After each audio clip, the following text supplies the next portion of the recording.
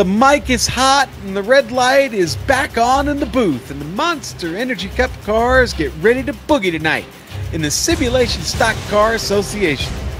Sitting on the mountaintop here in the Volunteer State, go Vols, as we get set for 250 miles of simulated NASCAR excitement that'll be coming at you live on GSRC.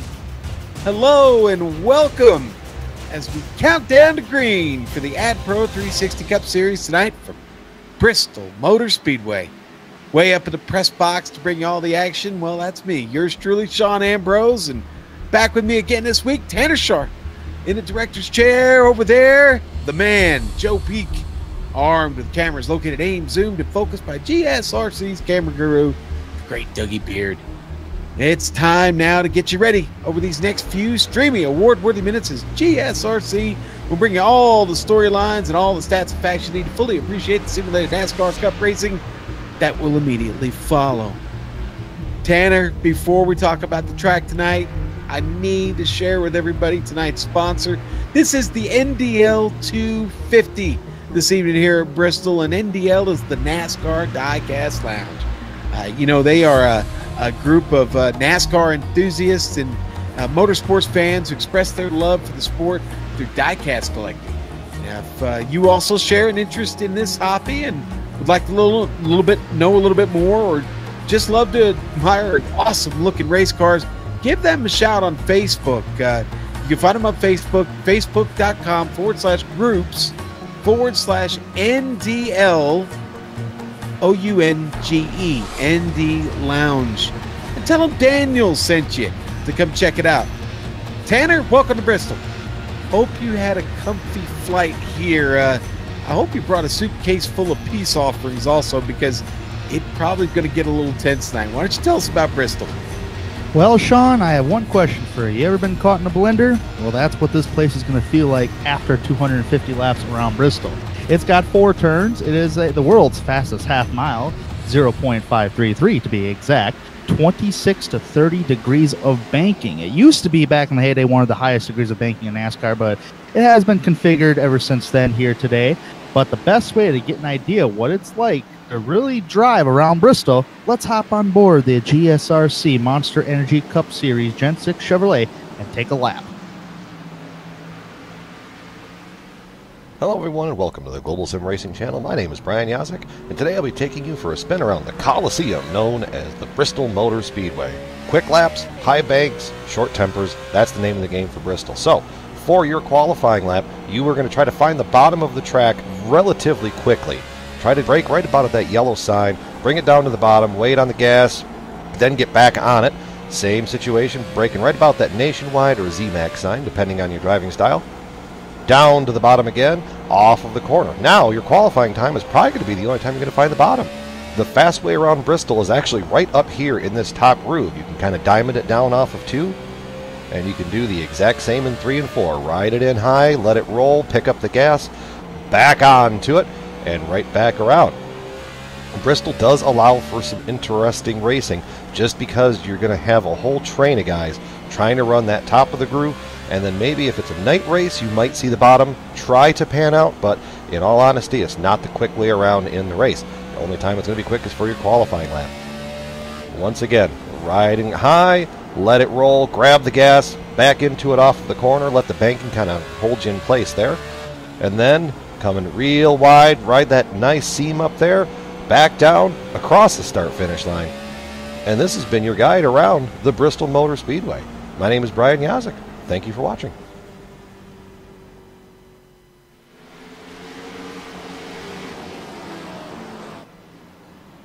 All right, and we are back here at the Coliseum. Yes, the Coliseum, the last great bastion of hope for NASCAR racing here on short tracks. Tanner, you know what, though, before we get to qualifying, we're still in the practice session right now, and then we got a quick 10-minute qualifying session here on track. Why don't we go ahead and take a look at the standings real quick and let everybody know where we got. Tanner, after tonight, we've only got one race left here, and then we will be in the playoffs. And here's where it stands right now. As you look here, you see the point standings. Andrew Farnyards has the well, let's face it, he's got a death grip there on the top of the point standings. Really not much has changed since last week. You see Jesse Abraham still sitting there on the bubble in 12th. William Locklear, that's a 50-point difference. Of course, win and you're in. That is going to need to be William Locklear or Stephen Llewellyn's best chance here with just a couple of races left. And Bristol's certainly not one of the easy ones. Nothing easy about this place, Tanner. But the points battle, again, you see just a couple of Elwood moved up in points, and he's got his playoff points. He's locked in. But everybody in the top 12 right now, pretty much locked in. Something special would have to happen for Locklear again or Llewellyn. They just need a win. Win and you're in. That's the name of the game. 2 races to go, and here we sit this evening. Tanner, why don't you go over the event details of the evening? Yeah, absolutely. Well, we're getting down towards the end of the season. We are around 16 of 17 of the regular season races. There will be 7 playoff races after that 17th race. The setups tonight that they are using is fixed setups. Everybody in this field is driving the same setup with a 80% fuel load.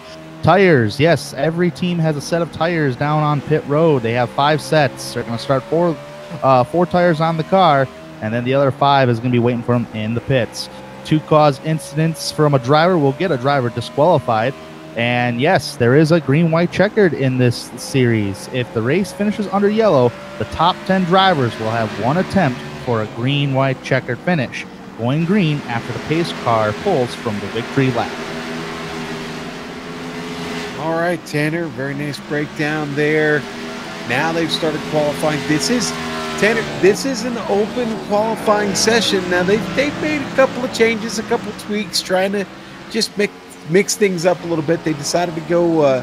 If you were with us last night in the Challenger Series, they ran an open qualifying session there at Watkins Glen tonight. They're doing the same thing here at Bristol. 8 minutes left, and Christian Peterson just goes to the top, the New England driver. And you know what, Tanner? I'm just taking a look at the field. The strength of field seems to be increasing week in, week out. Christian Peterson first to go a 14.5 flat. David Washington only 4/100ths of a second behind him. So the fight is on. The margins are thin at the top right now. They certainly are indeed. And when you said the strength of field is increasing every single week, that just means the competition's just getting greater and greater. And it gets no greater than having great competition at a Bristol Motor Speedway, and track position is going to be indefinite key here, especially when you're out in that clean air as a race leader. If you're the race leader here at Bristol, man, you're controlling everything. I mean, you control what lane you want to start in. I mean, everything. So in track position, you want to be within that top 10 and just kind of ride around that higher line, because the tires here at Bristol wear quickly. Watching Gary Sexton there on screen. I talked to a few drivers. Sexton was one of them. He's expecting a big night here at Bristol. I think that's a great attaboy attitude, coming to Bristol thinking you're going to dominate, you're going to be the car to beat. At Dirty Air Studios, Toyota very well could be the car to beat this evening. He made it pretty well known to me that if he needed to get the elbows out a little bit, you know what I mean? He might get the elbows out a little bit. So we'll see. We'll see what Sexton's got. A lot of guys practicing. We were talking about it a few minutes ago, Tanner. We've got a pretty hefty field here tonight at Bristol. Still half of what the Cup guys run. Or maybe 2/3 of what the Cup guys run these days. No, I don't think they have 43-car fields much anymore. But yeah, we've got 25 registered, and currently we've got 20 that have all taken time. Yeah, absolutely. And I mean, it builds up more excitement as a race fan, especially up here in the press box. I mean, the more drivers, the better. So about 25 drivers, that's about relatively half of NASCAR field, since NASCAR only runs 40 drivers, approximately 40 drivers each week. And plus, we're running half the distance, 250 laps. I mean, if we were running 500 laps around Bristol, which, Sean, you were talking about prior going live here, I'm sure, for sure, with these drivers using a steering wheel or the new steering wheels, I mean, they're going to be painful at the end of the race today. I mean, their wheels will be smoking. Yeah, and speaking of smoking wheels, let's talk about tires real quick, okay? So the early word on the street is look out for watch guys stay out on really old tires tonight. All right, so I think we're going to have a bit of a tire war going. Again, you go back to the details of the race. They only get 5 sets. They start on the first set. Expect there will be cautions this evening. A few, hopefully not many, Tanner. But the temptation to come in and get fresh tires for an ill-handling race car, probably not going to be a big priority. There's a certain line you run around Bristol, not beat the tires up too bad, but it's a hard line to find, and it's a narrow margin to walk. So you'll get these tires in trouble, especially the right sides, Tanner. I think drivers are going to have to be cognizant of that, and I think you're going to have to know who's on those old tires because, let's face it, with that comes a lot of unpredictability, wouldn't you say? Yeah, absolutely, because the field's going to actually try to go single file ASAP and ride around that high line and go from middle to high on corner exit. I mean, it's practically just follow the leader from there on out. You might get guys that are going to try that bottom, try to go for the pass, and usually you kind of have to, but the more you do that, the more you burn up them right side tires. So you really got to, track position so key here at Bristol. It's insane. I mean, as far as the excitement is concerned here at Bristol, man, Bristol used to be one of the hardest tickets in NASCAR to get, especially the night race. And we are under the lights here at Bristol. So we are. Yep. Expect there to be fireworks. We've got a few new names in the field tonight. We could look at the number 32. He's in 4th right now. Seth the Merchant. I don't remember seeing him this season. And Seth not out of here running for points, but in the field in his Rockstar Ford Fusion, and right now, one of the guys to chase, sitting there with a 14.5. He's the top 5 right now, all 14.5s, with Peters still at the top. And for that matter, I don't remember seeing Christian Peterson. Do you, Tanner? No, I don't, but those drivers did practice well. They were both in the top 10 in practice speed charts, and now they're practically within the top 5 on qualification speed charts. Yeah. So, I mean, that goes to show that they have good cars, and they're capable to stay up towards the front. You got the front row split by 0.005 of a second. Are you kidding me? Farnyards, Peterson, apparently have it locked in here. There's still 2 minutes and 45 seconds. How many laps is that? Do the math real quick, Tanner. That's what? You get 10 more laps in or so at least. Yeah, a little bit, yeah. Yeah, Peterson's been sitting on that lap for quite a while. He's been in the box there for closing on 5 minutes, so I don't think he's too worried about losing it or at least happy enough with the front row.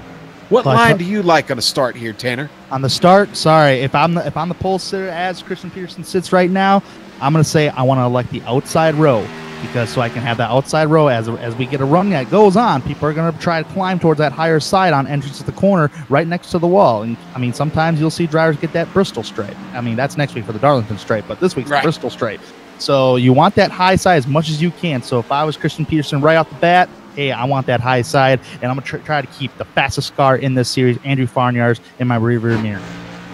Joe Johnson, we were just on him a moment ago. He committed the cardinal sin of putting food on his car there, Snickers. It's not very nice. As we watch Dylan Jones peel off into the pit, that's another thing we haven't talked about either, is what's going to happen with the pit stops this evening. We get green flag pit stops. It's going to be exciting because pitting here a little bit tricky, isn't it?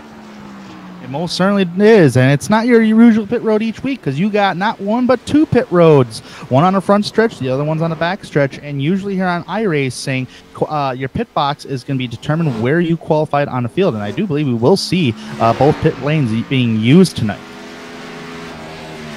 Yes, and that will be in play because why? Well, we've got 25 cars. There are, what is it? Is it 45 stalls here at Bristol, or is it? I think so. Yeah, I think it's something 43, like that. I think, actually. Well, officially for NASCAR. Yeah, right, exactly. Yeah. All right, there you go. So, like you said, that back row pit stalls will come into play here, and only just over 30 seconds left here in practice. John Leday having a little trouble hanging on to it there out of the turn. And there's our points leader, Andrew Farnyards. Try as he might, it looks like he's going to have to settle for second. Not done yet. Oh, and he didn't get off the turn. Yeah, he's done now.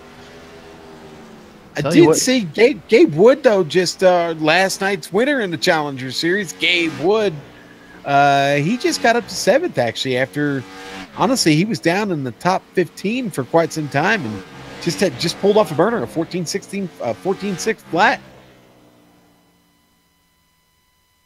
All right, Tanner. Well, I think it's safe to say we can go ahead and award the Sim Speed Shop Pole Award here this evening. And, hey, listen, Sim Speed Shop, great sponsor. The round 16 winner of this award tonight is going to be, of course, Christian Peterson. And for every 2 poles this season, a driver wins. That driver will earn $5. And the driver with the most poles at the end of the season earns 20, courtesy of simspeedshop.com, a great place to order custom button boxes as well as buy and sell used equipment. For more information, go to simspeedshop.com. All right, let's go on to the grid here in the NDL 250 from Bristol Motor Speedway. Christian Peterson on the front row with Andrew Farnyars. Row 2 going to be David Washington and Seth DeMerchant. Row 3, Ken Richardson. Ryan Hill will start 6th in that Hill Coast Chevrolet. And row 4 is going to be Gabe Wood in 7th. Josh Bonwell will start on the outside. Row 5 going to be completed with Eric Stanford and Gary Sexton. Outside that top 10, 11th place is John Leday. In 12th place, William Locklear. So Locklear, he's outside looking in for that playoff spot. He starts 12th. Ethan Moore will start in 13th. Mark Clearwell will start in the 14th spot. Dylan Jones is starting in the middle of the field tonight. He'll start 15th. He's bad fast. Keep an eye on him. Richard Regan Jr. is going to start in 16th. Daniel Jackson will start in 17th. Joe Johnson in the 18th spot here tonight. Danny Rogers in 19th. And rounding out the 20 drivers is Judd Danielson.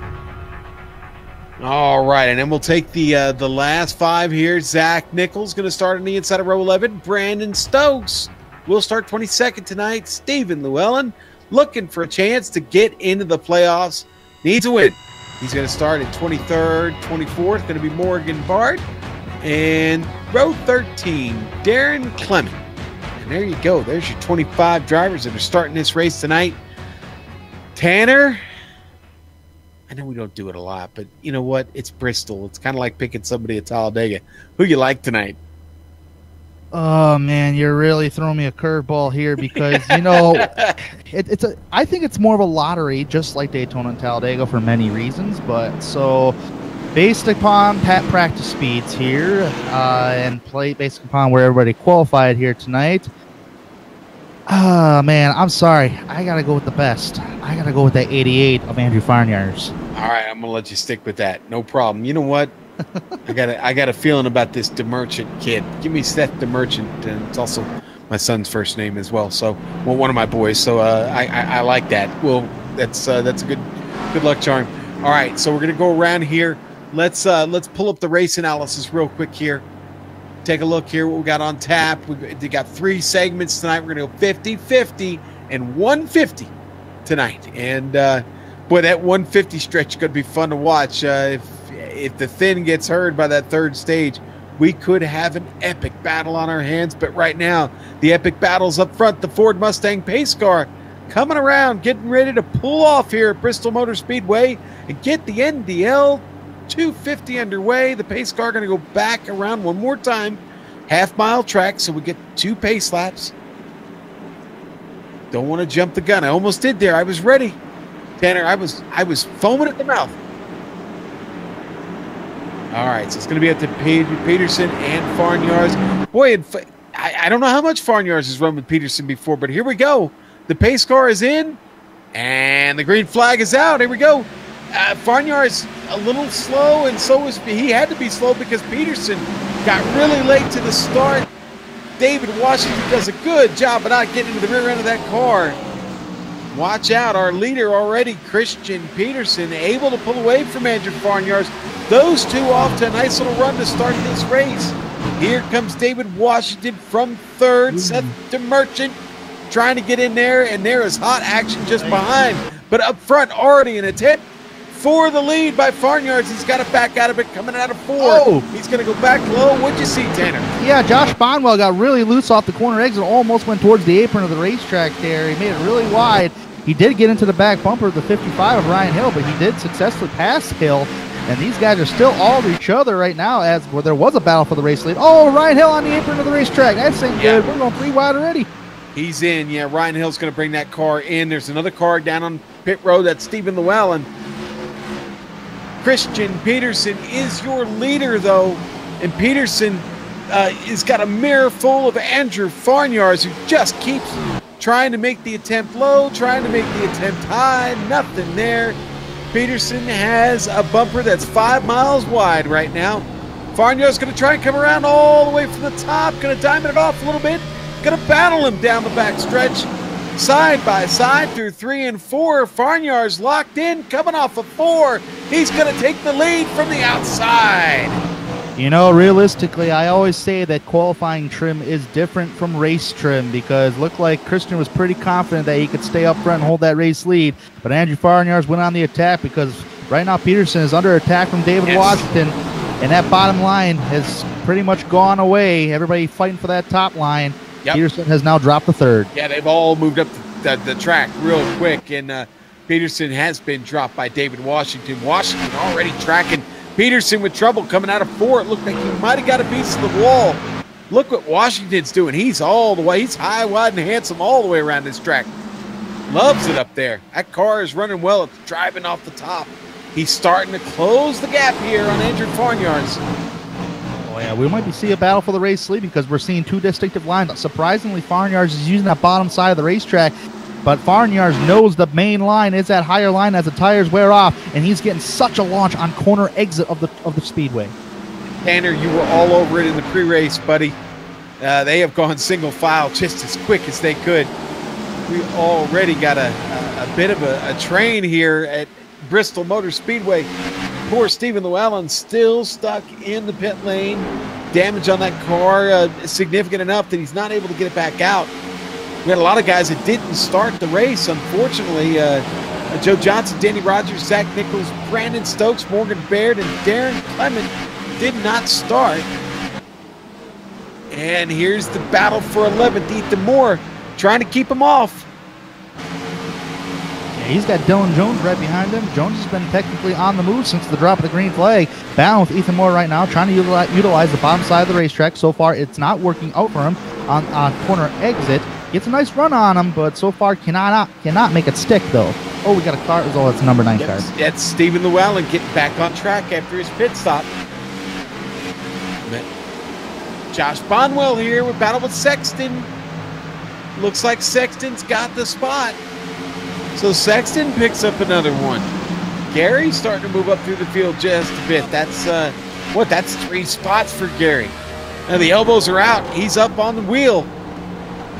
The Dirty Air Studios CCR, Team CCR machine is definitely finding a way around Bristol.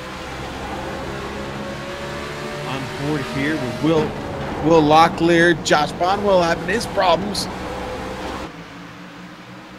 Yeah, Bonwell, I mean, he's trying to get off that bottom line, but he can't, because there's nowhere to go, and he's surrounded by cars all around him, and he cannot get that long corner exit. Oh, boy. Wow, he just got freight train there from the top side. Ethan Moore gets by. Here comes Dylan Jones in the 16. Richard Regan, second place finisher last night at Watkins Glen in the Challenger cars. He's back there. He's picked up 4 spots. A lot of cars moving up through the field here. Bonwell still struggling. Boy, the 2. John Leday almost gets into the back of Bonwell. And I don't know exactly what's wrong with the car, but he's got a lot of work to do on it here at this point. Let's go up to 5th. Ken Richardson, Gabe Wood. Gabe's looking at it here. Gabe Wood is having a good start to the race so far this evening, as well as Ken Richardson. Ken Richardson started 5th, currently still in 5th, but he's being under attack right now. But Gabriel Wood, and a successful pass was made. Ken Richardson did not put too much of a fight. No, he didn't, and Gabe took that one from the bottom. I still right now think the fastest way around this track is from the top side, trying to diamond that car off a little bit, but made a liar out of me there. Gabe picks up that spot into the top 5 and now gets to work on chasing Seth DeMerchant. Ooh, man, Gary Sexton on back has just been a hornet's nest covered with guys single file, bumper to bumper. You got Eric Stanford there. We got William Locklear. Locklear's an outside looking into the playoffs. Yep, they're all covered up there for sure. Sexton is the ringmaster, though, as we look back at Stanford trying to hold off William Locklear, and now they start to go too wide. Turn! Oh boy, big trouble there for the 4. How did he keep that car going in the right direction? I don't know. But looks like Leday having a bit of a connection issue back there in the 2. But they remain side by side through 3 and 4. What a battle there. Wow. Oh, man, we might go 3 wide coming off turn number. Oh, and it didn't work. It didn't work. No. The caution's out. It didn't work. And Leday was having some connection problems, too, along with that. Yeah, boy, I tell you, there might have very well been a little bit of net code involved with this. Hard to say. We knew Leday was struggling with his connection there just a bit. They're going to go 3 wide right here. We'll get it in just a second. Here we go, 3 wide now. And all of a sudden, Regan's car just kind of pushed up and doesn't even really make contact there with the 23. So, unfortunate incident that's going to give us our first caution flag. 28 laps in. We've still got quite a ways to go here to the end of the segment. I don't see anybody coming in here. What do you think, Tanner? Oh, yeah. Well, realistically, I would come in. Tires just mean so much here at Bristol. But, I mean, unless you really want to, if you're struggling, get tires. If you're not struggling, stay out. Keep with that track position. I'll tell you one thing. A couple drivers I think will be coming in. Josh Bonwell's one of those drivers. I do believe Ryan Hill's another one. Those guys lost positions early, as I do see Ryan Hill is coming in. But looking towards the field, nobody else is coming in. Everybody wants to keep their track position. That's probably a smart idea. But I said, if you're struggling, man, you got to get on pit road and get four tires. Yeah, I think it helps you certainly if you're struggling. But the leaders here are going to stay out on track. But keep in mind, we have sets of tires on pit road. So if you're getting to get tires now, man, it might hurt you on a longer run in this race.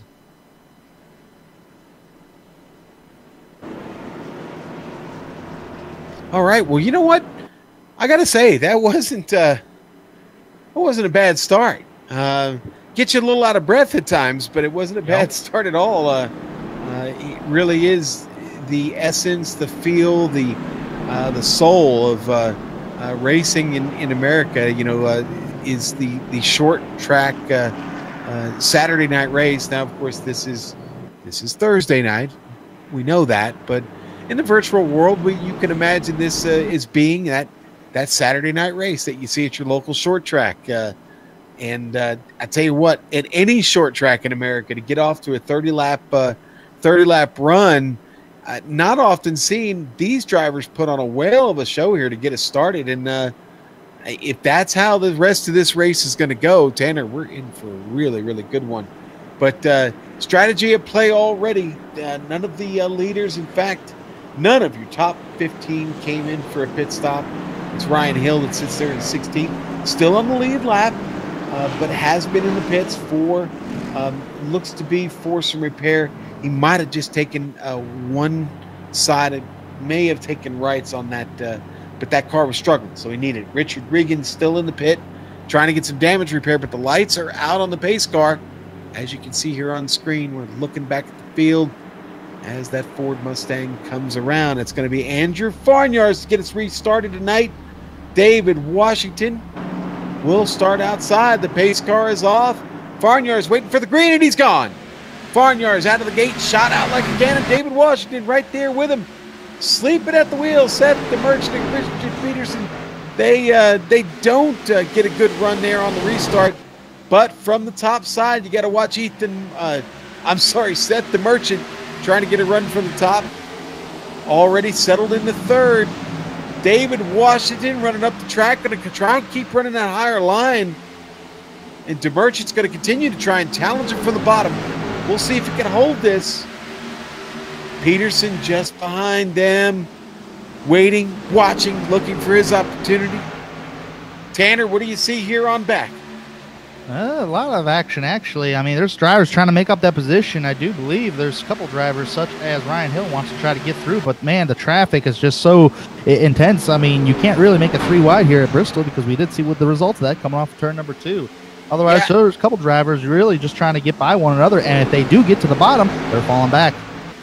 I see Bonwell back there still trying to run the bottom of the track, and it just doesn't seem to be paying off for him. He's still getting passed by several cars. It is still a battle for second, third, and fourth right now. But it's Andrew Farnyards who's started to run away. 1.2 seconds. That's a monster here at Bristol. That's a lot of time. And you know what? Farnyards dialed in. Didn't have anybody in front of him. What did you see, Tanner? Yeah, Dylan Jones, man, he's trying to make that bottom line work on Gary Sexton. So far, it's not working out too well because Sexton's going to get the run off of turn number 4 right here. But again, still side by side, door to door. Dylan Jones on that bottom side. Now, if Ethan Moore could probably get into that mix and hold Jones down there, Jones could lose another spot. But that's a pretty significant gap between those drivers as Gary Sexton almost gets to the back bumper of the number 19 of Eric Stanford. Jones still trying to utilize that bottom, man. He's really abusing right side tires, just trying to go for a position. But there's a train on that high side, about 4 cars. Yeah, Sexton's still driving it hard up there, but he can't go anywhere. He's got Eric Stanford right in front of him in that same line, and not a good passing opportunity. Just in front of them, Gabe Wood took a peek. He's still looking, nothing there. He's going to try and come up alongside the 10. That's Ken Richardson. There's a couple things that Gabriel Wood could do here. He could continue to battle, or just like that, get in the line and close that door before Stanford gets there. Oh, this pack of cars is intense right now. Dylan Jones still down there trying to get this spot away from Gary Sexton. Sexton driving again, just driving it hard as he can off the top. Can't do much, though, with the car of Eric Stanford in front of him. Jones down there trying to play the spoiler. He has pretty much completed the pass on Sexton, but it just doesn't look like that car is going to get any faster. Gabriel Wood, did he just hit the wall? You know what? He might have. I think he did get a small piece of that. Wood still going. Stanford getting the run at the bumper. Dylan Jones still making ground on the bottom here. Oh, man. And Sexton. Oh, man, Sexton in trouble. Yep. He tried to make a move down the track there, and the car got really, really loose on him, Tanner. Ever since Gabriel Wood hit that wall, man, it totally backed up the outside row and allowed Dylan Jones to pull him forward. Right now, he's gained a couple of spots. He's past Sexton. He's past Stanford. Now working on Gabriel Wood. And not giving up, and that's a great thing.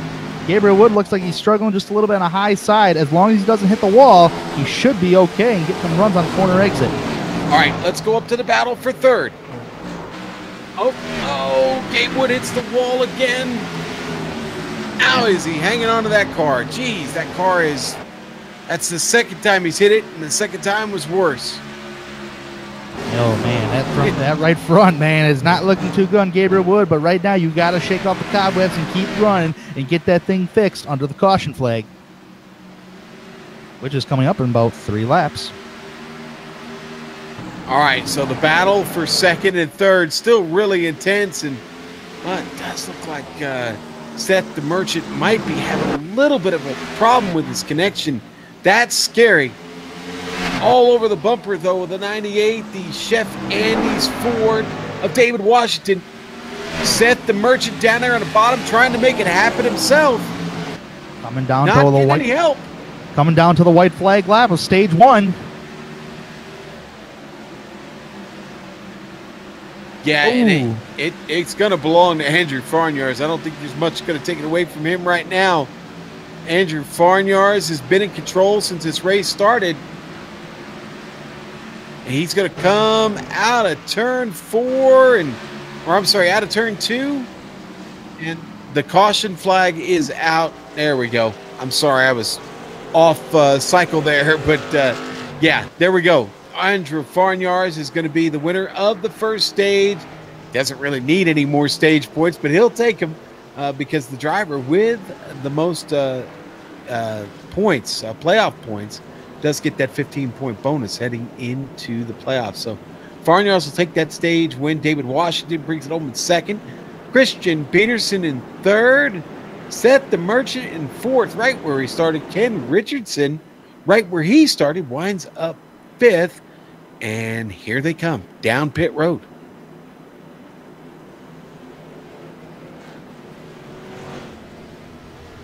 Four and fuel, right? That's the plan, right?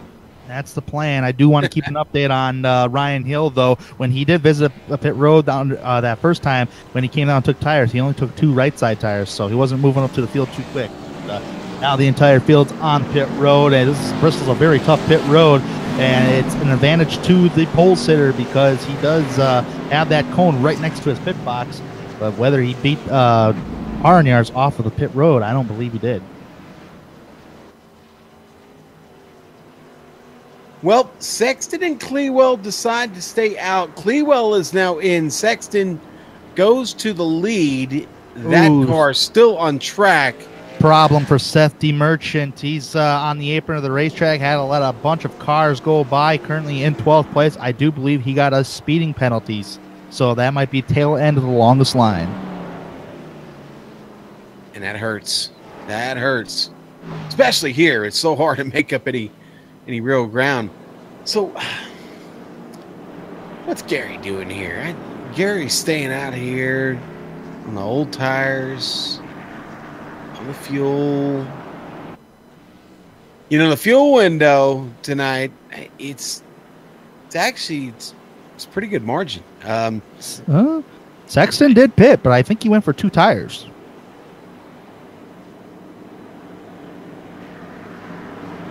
Oh, that's right. He did get out early. He was first out. So Sexton did win that race off pit road. And right now, looking at the time in the stop, it looks like it was just 4 tires. I don't know. Was that even? It was only 9.5 seconds, Tanner. Can you get one side in 9.5 seconds, or you think it was just fuel to top off to get into the end of the next segment?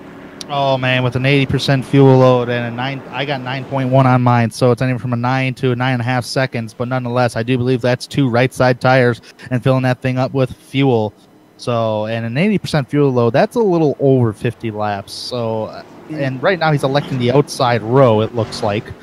Yeah, give me just a second here. I remember I have the fuel numbers here.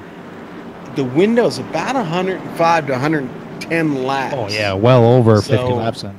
Yeah, it's about a 0.14 gallon burn per lap. So yeah, they're looking at a window of about 105 to 110. So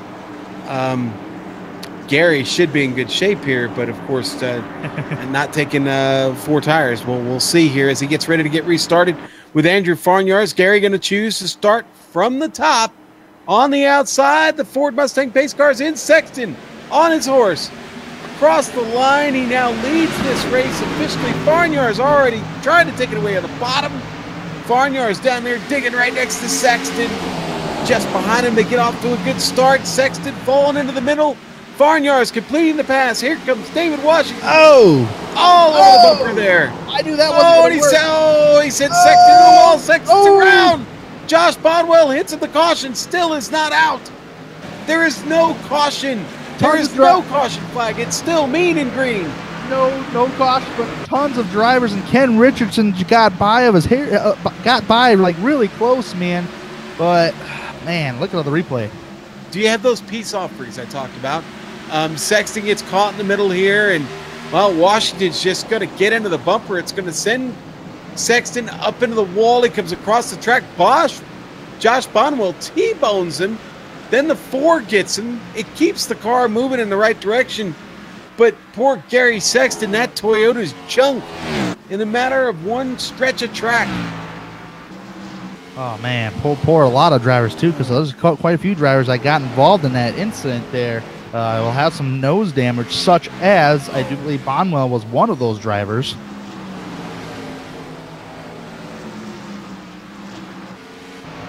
Great thing about Bristol here, Sean, is that, yeah, you can beat and bang here at Bristol, but you're not going to lose a lot of speed unless you're really beating it up. Yeah. Well, listen, overdriving these turns is certainly one way to beat them up, and, well, it's an easy thing to do. That was Bonwell, though, right? yeah, Bonwell continues to move here after struggling in that first segment. Here he is now sitting in fourth. And sustained a little damage from hitting Sexton. So, yeah. I mean, goes to show that, he hit Sexton, but he's still able to run just fine out there. But I would not beat that car up any more than where it is.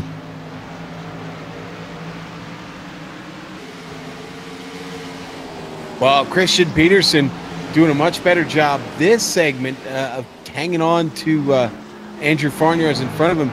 Richardson back here fighting in third.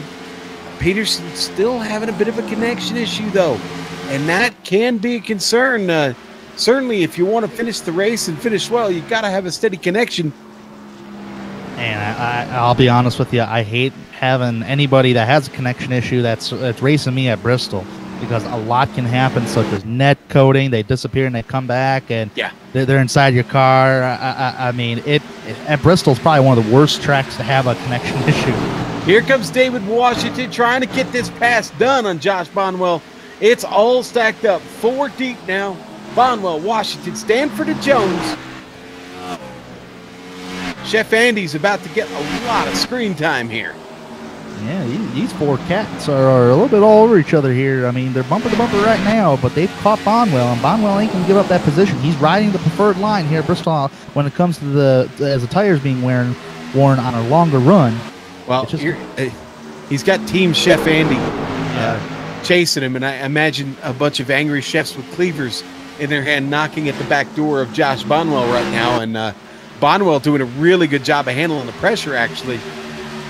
Jones got to be careful back there as he continues to get a run at Stanford. He doesn't, obviously doesn't want to get that red paint on the blue paint of Stanford's car, and so there he goes. Jones going to go down to the bottom and maybe try and take the position away.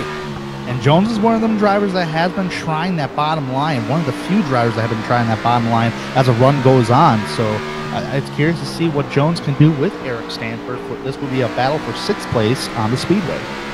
Well, we still have 16 cars on track, and we started with 20. I'm sorry, we started with 19, so we've lost 3, unfortunately. Stephen Llewellyn, Gabe Wood, and John Leday have taken their cars behind the wall. What'd you see? Daniel Jackson almost rear-ended. I do believe that was Judd Danielson, possibly. Yeah, that was the 17th Judd Danielson, and really had to back up. Judd Danielson actually hit the wall. Danielson is actually 1 lap down in 16th. Jackson's car is struggling now, and the car of Mark Clewell just behind him is struggling. Ryan Hill's going to pick up a position in front of him, he's going to try to anyway. He's right up alongside that 17 that Judd Danielson that you're talking about. It's not a battle for position as Danielson is now a lap down. Hill gets by Danielson, but not for position. The next for position that would be a battle for 10th would be Mark Clewell in the 65, but he's got to pass Danielson to get the hill. But although Daniel Jackson and Mark Clewell is for position on track. Yeah, and I just said that Jackson had gotten a little bit of contact with the wall. That car still taps it again coming across the start-finish line. Sexton going a lap down here. Yeah, unfortunately, Gary's going to be fighting a very ill-handling car for the rest of this race. Those 2 tires did not work out. The 4 fresh tires just carry too much speed on the entrance of the corner, especially when you're sandwiched by 4 guys with 4 fresh tires. Back to this battle between Stanford and Jones. It is a good one. And they're having a battle. David Washington's having a battle right in front of him, still trying to pass Josh Bonwell. Jones is going to get by and take the position from Stanford. Stanford runs up the track. Ooh, that was a close one. I don't think you could have gotten a sheet of paper in between Stanford's car and the wall at Bristol Motor Speedway. Dylan Jones up to 6th. David Washington there in 5th in front of him, starting to lose touch with Bonwell a little bit. Bonwell running that high line, Tanner, really dedicated to it right now. And he has to be. He sustained some damage. He struggled in the first stage. You got to be dedicated to the fastest line around the racetrack. Oh, I think he slapped the wall there as I just cursed Bonwell. Yeah, it almost loses it getting off of turn 2 there. Bonwell, got to be careful. You do that too many times, and that poor car won't turn left on you anymore. Still so much left to go in this race, but boy, we are fast approaching the end of the second stage, aren't we here, Tanner? Yes, we are. We're approaching it to it fast, and because it's about 15 seconds a lap here at Bristol, so it's going to come by just like that, unlike tracks like Michigan that we've seen a few weeks. Right.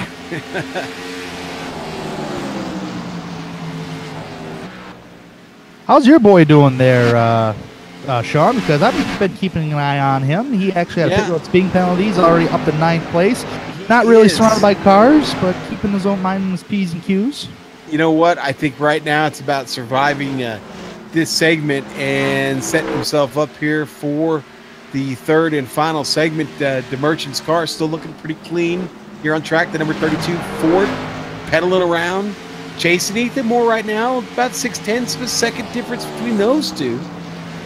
But again, DeMerchant's done a decent job of kind of coming through for the back of the field there after having to start at the end of the longest line. Oh boy, I'll tell you what, Bonwell's now feeling the pressure, but he's going to go to the bomb side of the racetrack. Maybe a mistake since he was on the high side the entire time. Here comes Washington and Jones, 2 teammates of the Chef Andy. Yep. Oh, we have a caution.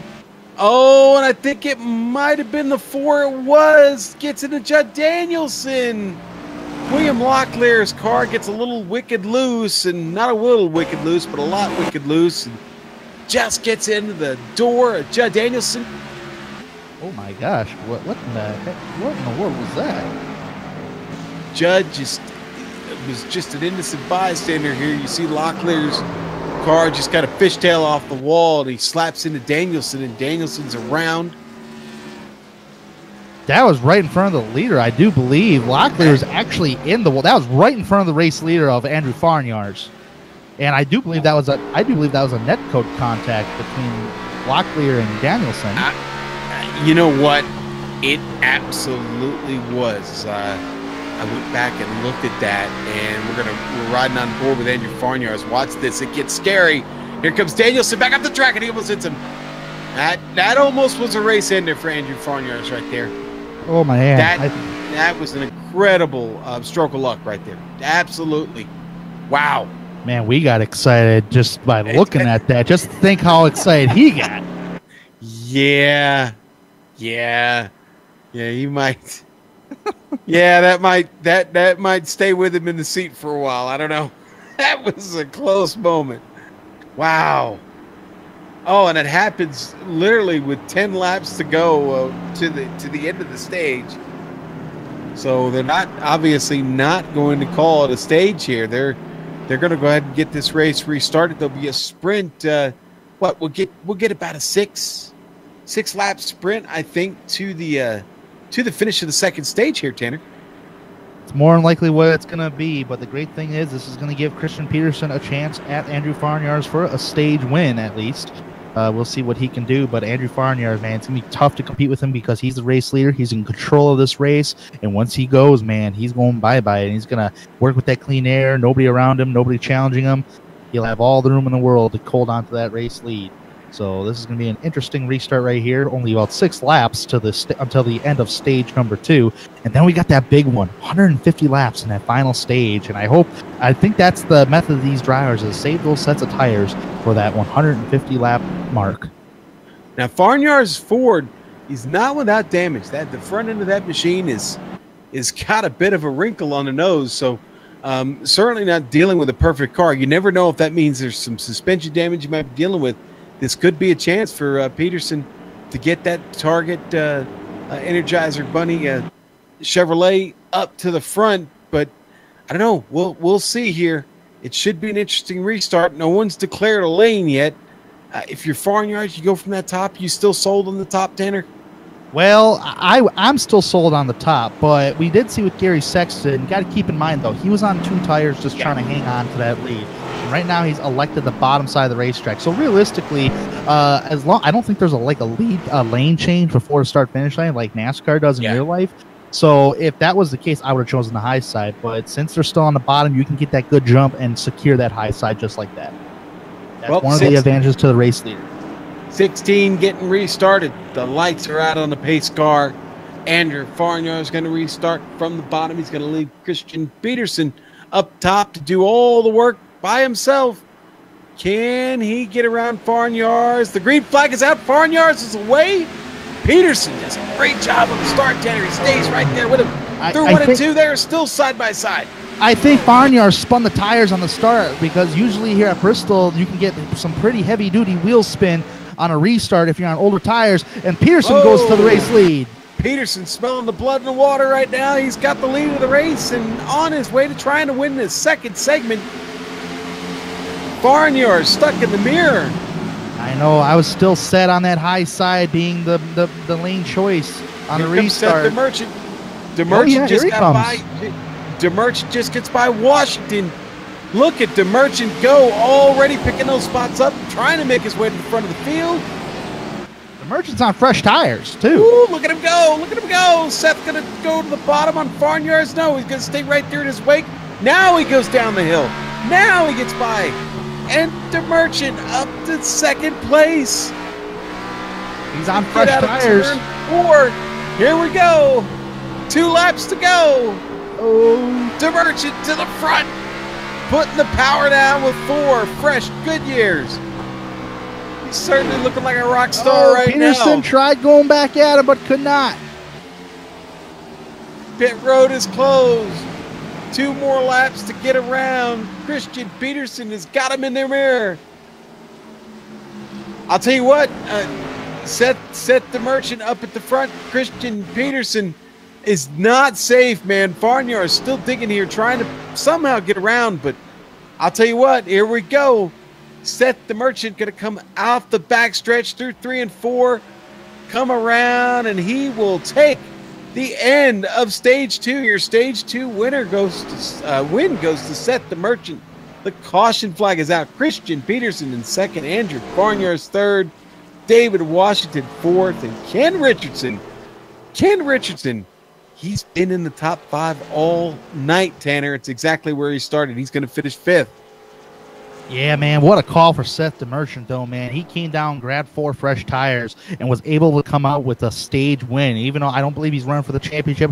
But nonetheless, man, it still goes to show that, you know, you made a great call to put yourself in that position. So if everybody's going to come down pit road right now, I'd say come down, grab 2 tires, and just kind of stay out there. You're not going to be as bad as Gary Sexton because you have those left sides are still kind of pretty fresh. I mean, if anything, they're scuffs right now. So come down, get 2 tires, and keep that race lead. I'll tell you what, that was a great 2 first stages, Tanner. You know what, the SSCA, they continue to do it week in, week out. It doesn't matter if it's a Cup car, an Xfinity car, or a truck. These guys know how to race, and it seems like when they add a couple drivers to come in, we're looking at real talent. I mean, Peterson has been great this evening. DeMerchant has been great this evening. These guys find themselves here at the top of the field racing with the likes of Farnyards, our championship leader, and David Washington, who's been a front runner all season. And speaking of front runners, Gary does it again with the tires. So Gary sticking to his guns. He shared a little bit of strategy with me today. I'm not going to say much else than that. Let's just say I had a feeling he may try something, and he is restarting this segment at the front of the field, and that was the plan. So good on Sexton to at least have his playbook out and be working it accordingly. All right, 2 things are going on. The first one, Andrew Farnyard still in his pit box. I'm not sure what the issue is right now, but he's been in there for over a minute. And secondly, Gary Sexton pitted with about 5 laps to go of stage 2. So those left side tires are still sort of on the fresh side. So he came down, got 2 tires, and created some track position out of that. So Farnyard is actually going to go a lap down right now. Wow. You know, we already had that damage on the front end that we talked about. Can't be too significant. I'm just saying, because, I mean, if you compare that, his car, Farnyard's car, to Sexton's car, I mean...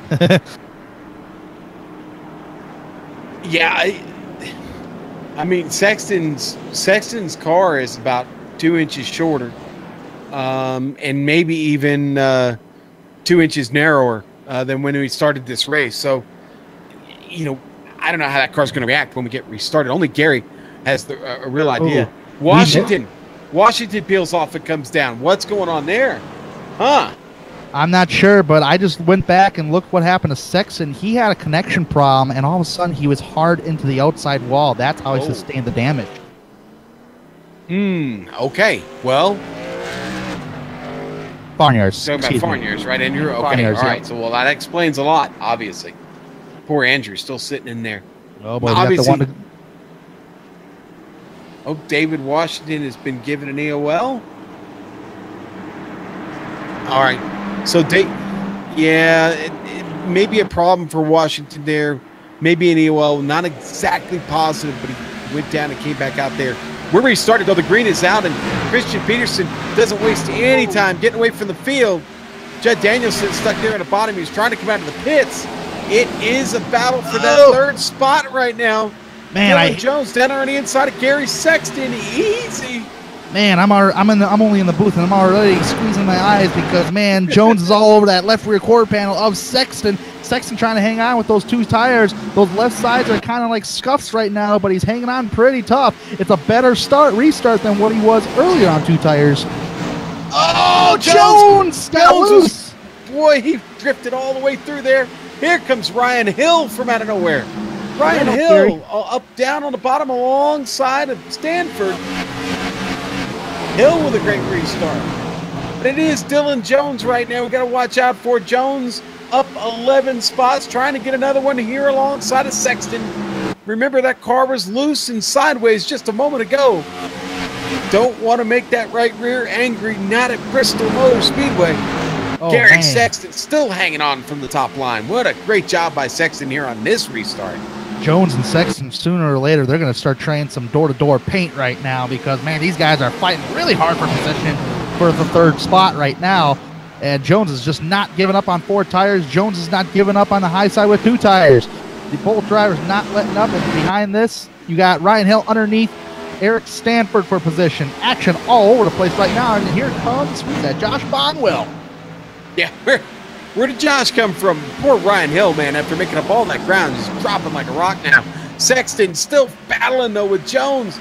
This is as close to battle as we've seen all night. Dylan Jones almost makes that contact with Sexton. And you almost got to think that maybe Seth the Merchant is holding them up right now. Those two are just a boxcar. A couple of boxcars just clattering together here around Bristol. Oh, man, I tell you what, the way Jones and Sexton are going to be racing, they both might end up as a SK modified by the end of this race because these two cats are just hard and battling out. Sexton doesn't want to give it up. He's been trying to pinch Jones on the bottom side, while on a straightaway, Jones has been trying to pinch Sexton. And I do believe Jones gets it this time by. Finally does. Great focus by Gary Sexton, though. Boy, he is really, really driving the wheels off of that badly damaged Toyota. Josh Bonwell back there. Bonwell back there sliding around after making a little bit of contact with Eric Stanford. Stanford gets away from it. There goes Jones trying to get after the Merchant. Yeah, there he goes from top side. Did Jones make a little bit of contact coming out of four? I think he did. That car's still moving well. Oh, man, DeMerchant got really tight off the turn. Man, look how much time he's already lost to Dylan Jones. DeMerchant's car going away. Yeah, if there was contact there, which I do believe there was, man, it shot Jones out like a cannon, man. I mean, he has already caught the race leader, Peterson. And Jones has just been hunting for that race lead now, man. Oh, man, now this is the mistake that Peterson's doing. He's riding that bottom line. And Jones, man, I would have just go up there and try to cut him off and force Jones to battle with me, force him to the bottom side. Oh, here he goes. Jones on the high side, battle for the top spot. He's going to get the run on corner exit. Peterson fighting hard. A little bit surprised he's been using the bottom side. But nonetheless, Jones might get him on corner number 4 right here, and he does. New race leader, Dylan Jones. Wow. Well, that's completing the mission for Dylan Jones, man. Started this race in 15th place. Back behind this group. Seth the Merchant continues to struggle. I've seen that car up into the wall. It's certainly really, really close to it. Probably a lot closer than he'd like to be. Those right sides are giving up on Seth the Merchant already early into this run. We've still got 127 laps to go at the line. I see a car coming into pits. That looks to be Regan Jr. in there. And that's going to put 10 cars on the lead lap here, Sean. You don't see that every day here at Bristol with such a great amount of laps left. Man, David Washington, we got to go to him real quick. This is the battle. Oh, we got a battle for the lead again. Oh, no, let's stay up front then. Stay up front with Jones and Peterson. It's Jones. It's Jones at the line. Will it be Peterson the next time around? I don't know. I tell you what, Jones is doing what he's doing, and he's protecting a high side, which is benefiting him on the corner exit. Looks like Peterson was able to catch him, but could not get around him. In the meantime, you do got Seth the Merchant trying to target Peterson for a position. So far, nothing happened between these two cats, but if it does, there might be a battle, and that could involve with Eric Stanford because he's falling close behind. I think the Merchant's waiting for this car to come in. I think he's waiting for this car to get race ready because he was much, much better in that last segment late in the run. Now, he did have fresh tires late in that run, but that car certainly still running very well, and he is dialed in on that top line as they all come by Judd Danielson now. Danielson keeping his car at the bottom of the track. He also in the Dirty Air Studios Toyota. Judd not having a night he expected, but still out here churning around Bristol, hanging on to a 13th place spot.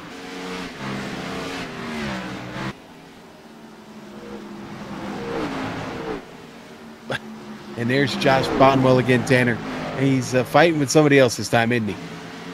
Definitely is. He's got Sexton right ahead of him, and he's got Ryan Hill, and he's the meat in the sandwich right now because that is going to be a battle for 5th, 6th, and 7th on the speedway. Ryan Hill looking towards the inside on Bonwell. Bonwell has seen everything probably but the pace car here tonight. Hate to say that, but I mean, he's still battling very hard. Here goes Ryan Hill to the bottom side of the racetrack. Sexton on those two right side tires, the left side scuffs. I mean, he's hanging on pretty good within the top 5, especially with only 10 cars on the lead lap. Hill really trying to make an effort at this down low. Cars just seem to struggle down there right now, Tanner. I'm being honest. I just don't like that low line for trying to pull off a pass. As I say that, Hill seems to be a fan of it right now. The Hillco Chevrolet continues moving forward. I see David Washington peeking his nose into the picture back there. He's creeped up alongside of Bonwell, and he's moving on the bottom line. So forget everything I just said, Tanner. Oh, man. Ryan Hill wanted to get right in front of Sexton, but Sexton was on his right rear quarter panel on the corner exit of turn number 4. These two cats are still battling. Here comes David Washington. He's been kind of quiet with a clean car here this evening, and it got a little loose, though. He was up front. That was close for Sherry. Yeah, you remember Washington was at the front of this race here in the first segment. He's been really, really quiet ever since. He's slowly creeping back into this thing up along Sexton. Oh, Washington had 2 tires down on the apron through the turn. Did a great job of hanging on to her. Sexton not giving it up. No, he's not, man. We may not have a choice here. Contact. Ball's around. 4. And Ethan Moore go around. That does bring out the caution.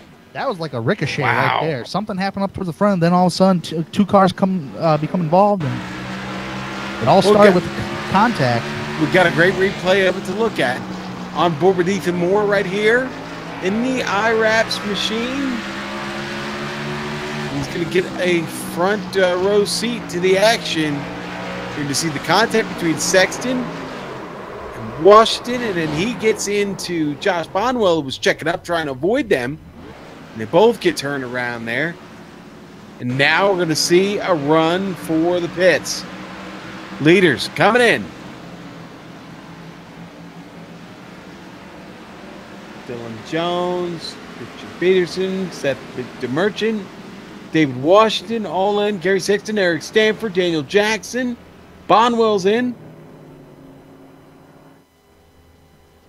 Dylan Jones already rolling. Jones is rolling. Jones going to come out first. Seth Merchant's going to come out in second place. Third place, I do believe that was Eric Stanford. Fourth, Washington. Now, Ryan Hill and Mark Clewell have not pit. And I've seen Clewell. Is that Clewell dropping to the bottom of the track? He is. So Clewell's going to go in, but Ryan Hill's going to stay at the point. He's got Dylan Jones now going to slot in behind him. The 4 of William Locklear will get a wave around here in just a moment. So if Ryan Hill stays out, this is gonna be a car up front with 40 laps on its tires to restart this race. It's time to shake things up maybe a little bit, but if you're Ryan Hill, are you scared? I would be, because I will put all my money in the world. I'll place a bet right now that Ryan Hill will drop like a pigeon. Hate to say that, but I mean, I've seen quite a few things tonight, little fender benders here and there. But man, you on this restart, you chose to stay out. You're more likely going to elect the outside row. This is kind of like the Gary Sexton situation earlier, except Gary Sexton was on 2 right side tires, but old left side tires, and now this time around you're not on any kind of tires. Unless he's banking on another caution. One would have to think, yeah, he's got to be banking on another one here. Well, I'll tell you what, this has been a great race. Certainly not the number of cautions that you would expect. Now, it's not over yet. Obviously, they've got plenty of time to get as many more of them, as they want. But I'd say on the whole, for a night race here at Bristol, we've seen some pretty hot action. And folks, I think it's about to heat up even more. Look for the lights to go out. Those beautiful glowing lights on the Ford Mustang pace car have been extinguished. And we get ready to roll. It's going to be Ryan Hill, Dylan Jones. Hill has elected to restart the race from the outside lane. Not a big surprise there, Tanner, I don't think. In fact, they're giving the pace car plenty of space. Look at this here. Drivers really, really being patient with this one. The pace car's off. We're going to pick up that green flag here. Green is out, and Ryan Hill is away. He does not spin the tires. Actually gets a really nice jump on Jones. Jones going to fight back quickly and try and take the position away down the back stretch. Stanford got off to a rough start, but he's coming along. Got David Washington down at the bottom. Washington's going to slot in. Seth DeMerchant making it tough back there. Here comes Hill up the track. DeMerchant, Jones get by. They take 1 and 2. Here comes Eric Stanford. He's going to take 3. David Washington looking to take 4. Oh, battle for the lead. Battling for the lead. DeMerchant getting it from Dylan Jones. DeMerchant goes to the lead of the race, Tanner. Definitely is. DeMerchant out front, working with that clean air. I think this is one of the first times we've seen DeMerchant out front, but Ryan Hill, man, he is totally dropping. Just hang on the high side, but those fresh tires are so fresh they can pass them on the bottom. Baby fresh. Yeah. See, oh, man. Back out on the racetrack, though. Washington moving on the bottom, and it's poor Eric Stanford just out there in no man's land right now. He's going to get an out pass. Here comes Christian Peterson. Stanford getting a little bit of contact with the wall. That doesn't help. Oh, Hill just hit it again off turn number 4. And Judd Danielson off the racetrack. Oh, he almost came up the track and hit the 23 of Ethan Moore.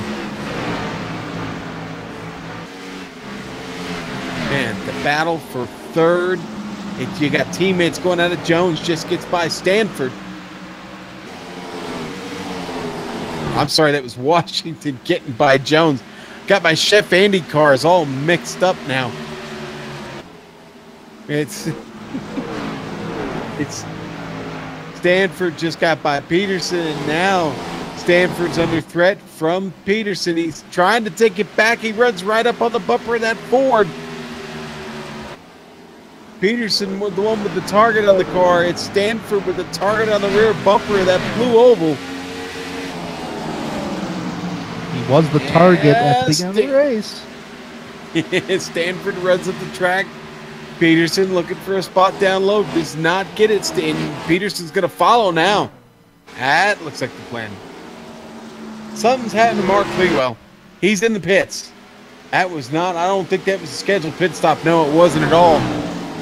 Oh, Clewell lost it. Clewell lost it coming out of turn 4 down the front stretch. Spun the car, made contact with the inside wall. We do have a replay of it. Here it is on screen. There's the 65 of Mark Clewell. And the car shoots up the track right there. It gets really loose off. It gets a piece of the wall coming across the start-finish line. Rockets him down to the bottom in that retaining wall. And he takes the toe in, and that is a tough break for Locklear, who was still hanging into this race.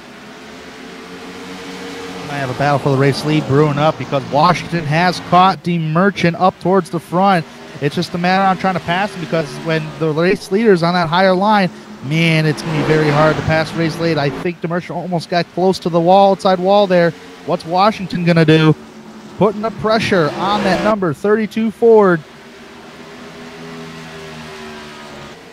Battle of the Fords up front. Washington all over that back bumper, man. Yeah, I know. Throwing that pressure on him. And I don't think we've seen Washington have the lead today. We still have 91 laps to go in this race. Not an eternity, but certainly well, Washington certainly trying to haggle with DeMerchant. Yeah, he did, and Washington slides up into the wall. DeMerchant actually going to win this battle for now. Ooh, I think Daniel Jackson just had a problem. Jackson got that car on the pits. That was not a scheduled stop for him either. Talk about battles on the racetrack. I'm telling you what, I've been keeping an eye on the 28 of Christian Peterson and Eric Stanford. These two cats. Here's the replay of Jackson. Kind of the same problem for Jackson that Clewell had. He loses it coming off of 4. He hits that spot on the wall just before the start-finish line, and it sends him across the track into that barrier. Yeah, back on Dylan Jones. They're chasing our leader, Seth DeMerchant. Can DeMerchant hang on for 86 more laps? That's the big question. And I'm going to be honest with you, going to be really looking at the fuel numbers. It's going to be really, really close.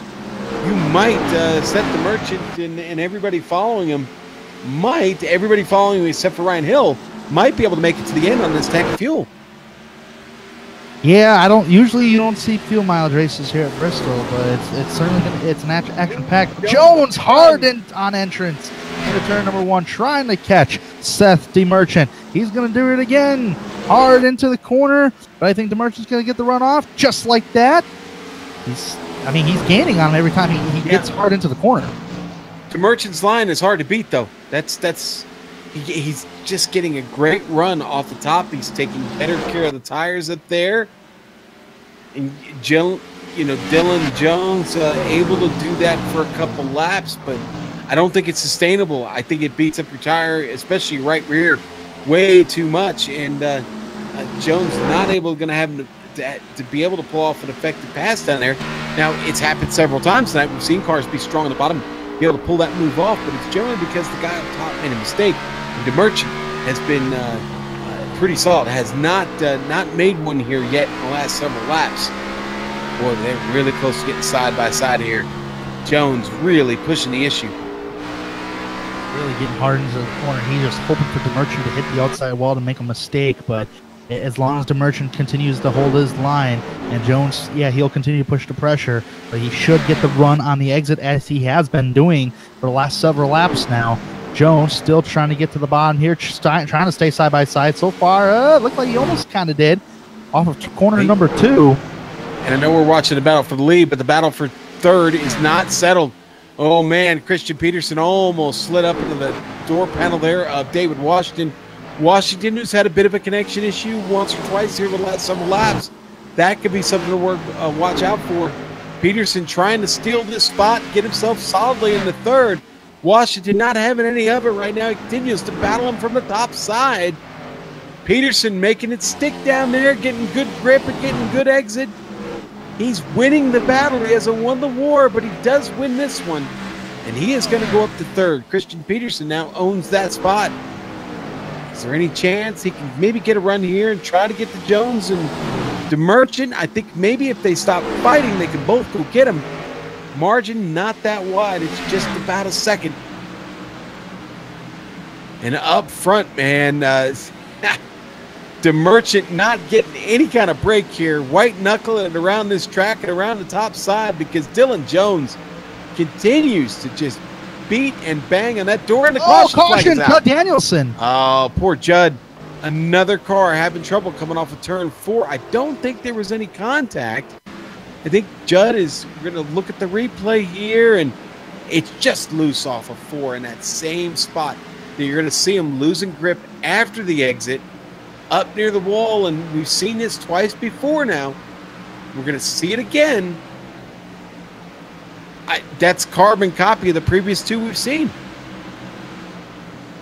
Yeah, that's a vicious hit, too, towards the inside wall, and that's what brought up the caution play, because he was actually on the racetrack still spinning, and the leaders were coming around, so that's what triggered the caution. Yeah. Pit road's going to be open this time by, and this caution was actually beneficial to Ryan Hill.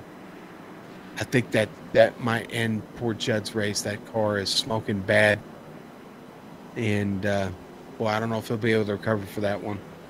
I hope Judd's okay down there. All right, so here we go, and let's see. We've got them talking in race control right now. Somebody screwed something up, but they'll figure it out. We'll worry about what's on track. Is the pace car now being followed by our leader, David Washington. Christian Peterson has dropped off into the pits. Jones just won the race off pit road. I'm showing set the Merchant second, and number 28, Christian Peterson, is he actually maybe not, because Peterson's going around the Merchant right now. I want to see if he passes. No, he does not. So the first pit box actually helps out for Christian Peterson because he did beat set the Merchant off pit road. So the winner was actually Dylan Jones, and David Washington has stayed out. Well, Washington stayed out, but I think he's in a window that he's comfortable with as far as making it on the fuel. Just, the problem remains. You've got all these guys behind him.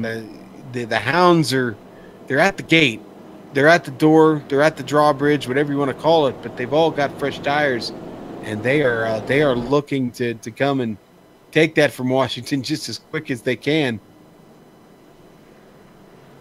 Again, Dylan Jones continues to have an impressive run. I can only think that maybe he just didn't get it hooked up in practice like he would have liked to. But let's face it, the number 16 has been strong all night, and he continues to find himself here in the top 5, now riding second. A chance to maybe lead some laps in this thing, and his teammate there up front. I'm going to tell you one thing there, Sean. A driver that really, I don't use the word brakes here at Bristol too often because Bristol's such a tight racetrack and you don't really ever get a break here. But the break goes to Ryan Hill because he was going to be on a verge within the next maybe 10 to 15 laps to go a lap down. And that caution helped him, and it continues. It saves him on the lead lap right now still. So Ryan Hill looks like he's going to restart in 7th position on 4 fresh tires.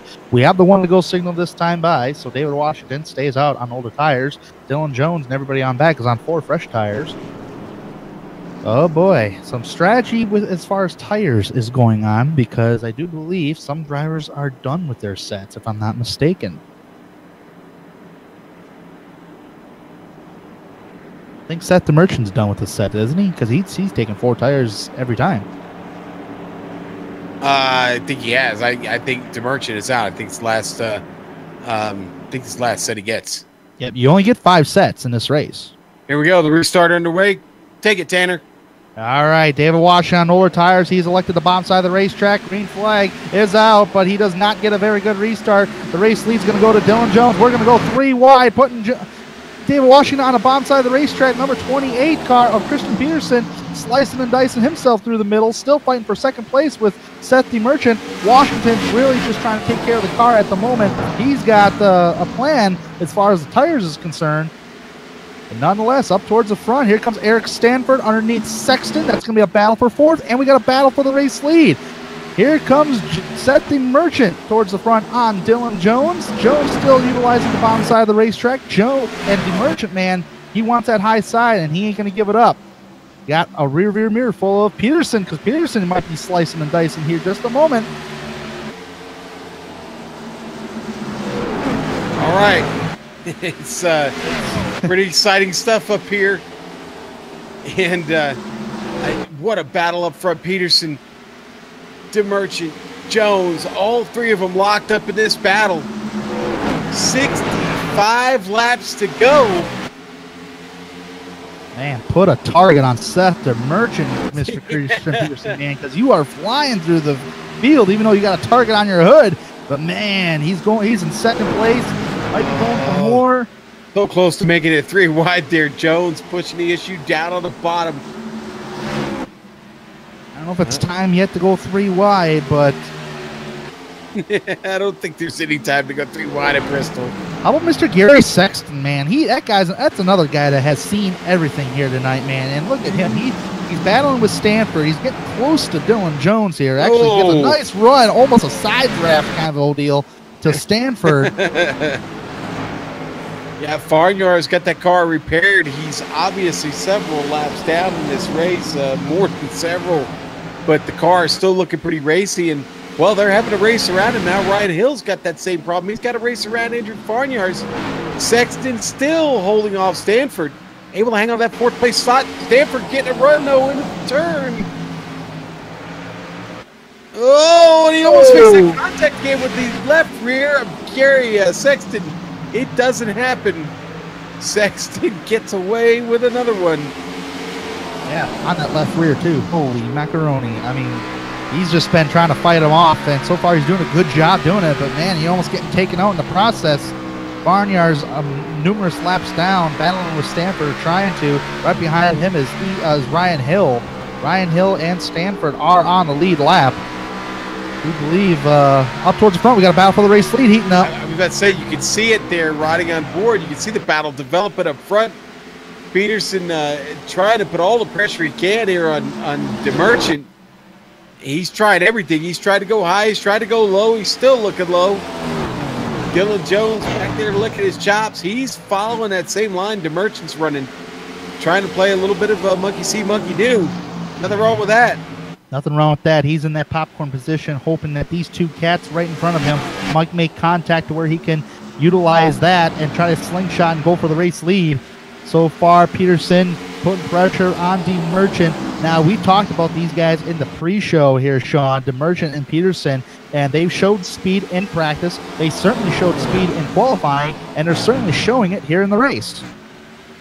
Yes, they are. Yeah, they've been solid all night. To be really honest, the battle lies within themselves right now. But Dylan Jones, he is putting on a bit of pressure himself. In fact, might have given Peterson a little bit of a love tap there. Got right up behind him. Jones starts to advance. He's going to close the gap and leave no place for Peterson to slip up into. Look at that there. Again, Jones continuing to follow the line of our leader, Seth the Merchant, and he's going to take second place. Good work there by Dylan Jones. He has to stay at work. Sleeves rolled up. It's Peterson still digging, still battling. Nothing is over for Peterson. Oh, he might cut it towards the inside to go 3 wide. I don't know. But I tell you what, I thought having one car pressuring you was bad, but having 2 cars pressuring you for the race lead is bad enough. All 3 of these cars have me on the edge of my seat right now as I continue to witness this. They come down the back stretch. The battle continues. Jones looks to the inside, wants to make it one better. And it's not going to be. It's still going to be DeMerchant. He's going to come around and 50 laps to go. Man, they can make it on fuel. Man, this is like a 3-car battle for the race lead right here. You're going to have one guy that's going to be sitting in the popcorn position from behind watching the top 2 guys battling it out. And Peterson, he is known to take a little bit 3 wide at times if he needs to, but he's not in position to do so right now. DeMerchant doing everything he can to hold off Jones and Peterson. And I tell you what, Jones, man, he's having a whale of a race. Started 15th on the day, already battling for the top spot. Peterson started from the pole in that number 28, currently in 3rd, trying to see what's going to happen, trying to go for 2nd place on Jones. And how about DeMerchant, man? He started 4th, man, in the top 5 all race long, and he's trying to hold off 2 fast drivers right behind him. Joe, listen, Jones is doing exactly what he wants to do right now. He's playing follow the leader. There's nothing wrong with that. He knows he's got just a little bit more speed than Christian Peterson, who down there is tight. Every time he tries to make something happen on the bottom, the car tightens up on him. He just can't do it. This is the fast line. These boys are dialed in. Jones going to drop down. Oh, and the caution's out. Oh, and it was Ryan Hill getting into the back of Andrew Farnyars. Farnyars might have gotten checked up, or might have started to lose the car, actually, and I don't know. We're going to have to look at the replay to sort this out. Farnyars maybe a little bit of net code here. Yeah, there was net code. I think so. The rear end just kind of goes around all of a sudden unexpectedly. There's no contact right here. I didn't see any. Now unless Farnyars got out of the throttle a little bit. But boy, that poor Ryan Hill, man, he just can't catch a break tonight. Car has been fast, but now it's going to be slower because he really does have a lot more damage now on that Hillco Chevrolet. Farnyars, who's a multiple laps down, 38 laps down right now. I mean, he's been racing with these guys, and he got into the corner just a little too hard, and it looks like he got the binders just a little bit too much, which allowed the car to get sideways, and it totally stacked these guys up that were on the lead lap. I honestly thought we had a run to the finish going there. It certainly felt like it. That's the way this race was going. And I've been keeping track, but I really think that was only maybe our 5th caution of the night. Forget the stage cautions, but I think that was only 5. And again, I keep talking about how impressive it's been. This has been a great race. You can't hope for much more than what we've got this evening. And they're going to restart with probably about 39 laps to go. And we're going to be talking about the finish here before you know it. Again, everybody's still turning these 14, 15-second laps around here. The lap times have really not fallen much tonight, Tanner. No, they really have not, but the tires have certainly fallen off indeed. And that's crazy to hear, because usually when the tires fall off, the lap times fall off. But the great thing about the lap times is that you're in a nighttime setting. The track actually provides cool grip, so I mean you can stay fast for a little while. But we're still running in the 15 to 16 second bracket, depending on how well you're pushing it. Yeah, we never really looked at the weather this evening. We'll give it to you as it sits right now. It's partly, not partly cloudy, but it's mostly cloudy outside here under, of course, nighttime skies. It's just under 80 degrees Fahrenheit, and it's about 85 degrees on track, so certainly not bad at all. There's hardly any wind. It's a good night for racing. Drivers here with the old tires now. Again, I think everybody left on track. I can't imagine they've got a set left at this point. So far, I didn't see anybody go down pit road right now. So yeah, no, I think they're all stuck out here with what they've got. If I'm being honest. Well, keep in mind, David Washington, he did not pit under that last caution, and under this caution, he did pit. So he's got 4 fresh tires. I do believe he's got another set left, Mr. David Washington, because he's visited pit road only 4 times in this race. Well, the lights are out, And we are ready to go for 40 laps when the green flag flies. Now the lights are out on the pace car, and we are side by side now. Everybody's settled here. Dylan Jones going to restart Seth McDermott. Seth the Merchant going to start from the outside. Dylan Jones from the inside. DeMerchant on the hammer, quick, out of turn 4. He doesn't spin any tires. He spins himself right to the front where he's been. And it is Christian Peterson that was the one shot out of a cannon. Sexton, though, right there with him. Sexton not going to take any of that. Gary going to try and run that high line and beat Christian Peterson back around this track. Oh, man. Go ahead, Tanner. Yeah, these cats were Gary Sexton is all over each other, man. Eric Stanford almost got to the back bumper of Sexton. Oh, battle for the lead. Battle for the lead. Dylan Jones tries to take the position for DeMerchant. Almost loses the car. So close. I mean, it was right there on the edge. Man, let's look at it. We've got a replay of it. We can look at it real quick. Washington takes the position for Peterson. We're going to look at the replay. And you saw it right there on the end, man. Dylan Jones' car, it slides out from under him. He's back to it. Jones is back to it. He's putting the pressure back on Washington, or putting the pressure back on DeMerchant. It's Washington down on the bottom, though, trying to get to the front. I've been saying, keep an eye on that number 98. He was in that mix back there with Sexton and Stanford. Now he's hunting for the race lead. He does beat DeMerchant to the line. Washington on 4 fresh tires compared to DeMerchant and Jones, who stayed out under this last caution. Washington to the front. Oh, Ryan Hill's around. Ryan Hill and Christian Peterson get together. They're both around. The caution flag is back out. Oh, daggone. 28 car Christian Peterson, who was our pole sitter for this evening's event. He actually Hill made contact with Peterson. I think you're gonna see Peterson take a turn here to the left. Car starts to march down the track, down into that racing line, and when you're gonna see it right here, Hill's just there. Hill hadn't started turning yet. It's like that's just a racing incident. Yeah. I mean, that's one guy starting to make his turn and another guy not, and they just come together. I don't know that you get too bent out of shape about that, but boy, that definitely mixes things up once again. And we got a few laps in there, not many, but we are a little bit closer to the finish line of this race. I think we'll restart probably with about 29 laps to go. Clewell getting another wave around. Clewell, that'll put him up to 2 laps behind, I believe. This is an interesting caution because I'm just curious who's going to go ahead and visit pit road because David Washington is on fresher sets of tires than what DeMerchant is, then what Dylan Jones is, then what Stanford, I do believe. He's sitting in, 4th place right now. So this is an interesting caution. So far, I have not seen anybody visit the pits. Yeah, no, I don't think it's. I do see Christian Peterson pull off. But I think that's going to be. I think he's out of tires. I think that's going to be a damage repair situation for him. Man, Peterson is having just such a great race, man, and it just slips away from you that quick.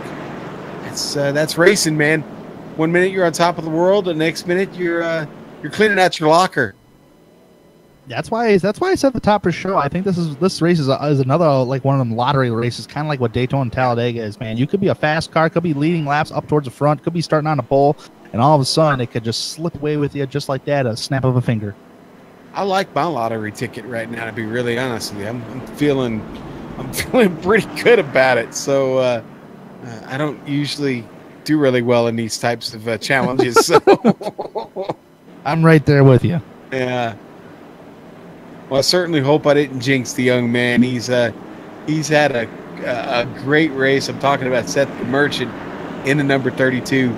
He's certainly given him plenty of screen time tonight. If that's what he came to race for, then he's got plenty of it. And listen, he's done it all himself. I mean, it's been good hard work by him, racing amongst drivers that, well, I mean, at this point, I don't know if he's got much experience with this group, but boy, he certainly proved to be a worthy contender. Not running for points, but certainly running his heart out and trying to run for a victory here. play the job of spoiler. Yes, this is such a confident booster for Seth DeMerchant. I mean, you're running with the big boys. You're up towards the front. You're leading laps. I mean, you're running with the top guys of the series. Can't complain about that. Chef Andy's, of course, showing well this evening. We've documented that several times. Hopefully Andy's watching. He's getting his money's worth tonight out of those paint jobs. And the lights are out, and it'll be David Washington on the bottom, Seth DeMerchant up top. Dylan Jones, Eric Stanford on row 2. Row 3 is going to be Ryan Hill, Ethan Moore. Row 4, Gary Sexton, Christian Peterson to get us restarted. Ford Mustang, pace car Beals off the track. What's David Washington going to do? Washington gets off the great start, gets out, gets a good gap on DeMerchant. DeMerchant already under threat here from Dylan Jones. Jones put... Oh, man, we got a battle for second place. Jones, man, trying to go after Seth DeMerchant on the bottom side of the racetrack. DeMerchant has been on that line practically all night tonight, whether he's been the race leader or not. Here comes Ryan Hill to the bottom side of the racetrack on Dylan Jones. That's going to be a battle for third. They're trying to make it 3 wide back there. Wow, again, DeMerchant hanging on by the skin of his teeth. And it's Washington that has gotten out to a monster lead here already. Almost a second he's opened the gap. Oh, boy. Yeah, man, when you get that run off the corner exit like Dylan Jones just did, but you got a car right in front of you, you can't really go anywhere. And then you got Ryan Hill on the bottom who's trying to go for position. Oh, boy. Man, David Washington is saying, see ya. He is. He's really checking out at the moment. He's got 20 lap better tires on the car. So does Ryan Hill back there. Don't give up on the Hill Coast Chevy. Coming down along the bottom side. He's already trying to get away from Dylan Jones. I think he's got it. Oh, Ryan Hill. Where have you come from, baby? DeMerchant, I think he may have kissed the wall just a little bit, but it's not affecting him. He's got a rear mirror full of Dylan Jones. Ryan Hill on the bottom, battling with DeMerchant. He's got fresher tires, like you said, Sean, and he's still hunting for that second spot. Then once he gets in front of DeMerchant, he'll have to try to hunt down David Washington. Washington's already pulled a nice gap over a second on these guys. I think Washington's got a little something figured out here late in this race. 20 laps to go at the line. Hill, DeMerchant side by side. Hill still hanging on to the spot. Doesn't own it. He's leasing it for the moment. DeMerchant gets a good run off the top. Right up on the bumper of the Hill. DeMerchant sliding all the way through. Makes the contact. He saves it. DeMerchant saves the car. I can't believe he saved that. Dylan Jones gets by. So does Ryan Hill. Now Ryan Hill is up top. And in second place all alone. Look at the Hill Coast Chevy go. He's still got a little ways to go to catch our leader, David Washington, in command of this race. Washington's got 8 laps to go with the line. 18 laps to go with the line. And DeMerchant got lucky because when he came off the exit of the corner, he actually hit the back bumper of Ryan Hill, and at the same time, he got bumpered from Dylan Jones. So he got sandwiched, and that got the car all out of whack. Crazy. It was absolutely crazy. Now our leaders up here battling Peterson, Ryan Hill, and they've got Andrew Farnyars in front of him who's, if I'm being honest, he's in the middle of the track. I don't know if the championship leader is entitled to that, but right now it's kind of presenting a problem for these 3 cars. Look at Jones trying to get that car in the middle, trying to find a spot to fit in there and take a position. And boy, I'll tell you what, DeMerchant is lost. After that scare, Peterson's around! Inside wall! It's not in the racing line. It's not in the racing line. No caution. No yellow. But the green is still out. We carry on. Oh, man. Poor Christian Peterson, man. Hit the inside wall. No caution. And now he's looking like an SSCA modified. Gives DeMerchant a chance to get onto the podium. But again, that car still just seems to be lost after that trouble. Jones leads it by 0.6 of a second. Ryan Hill, yes, that Ryan Hill, up in second, chasing our leader, but I don't know, man. Washington seems to really have it at the moment, 2.6 seconds. Yeah, I hate to say it for Ryan Hill, but he's going to need a caution flag in order to catch up to David Washington. to help him bring him back in, because these two cats are on the same set of tires. Ryan Hill and David Washington are.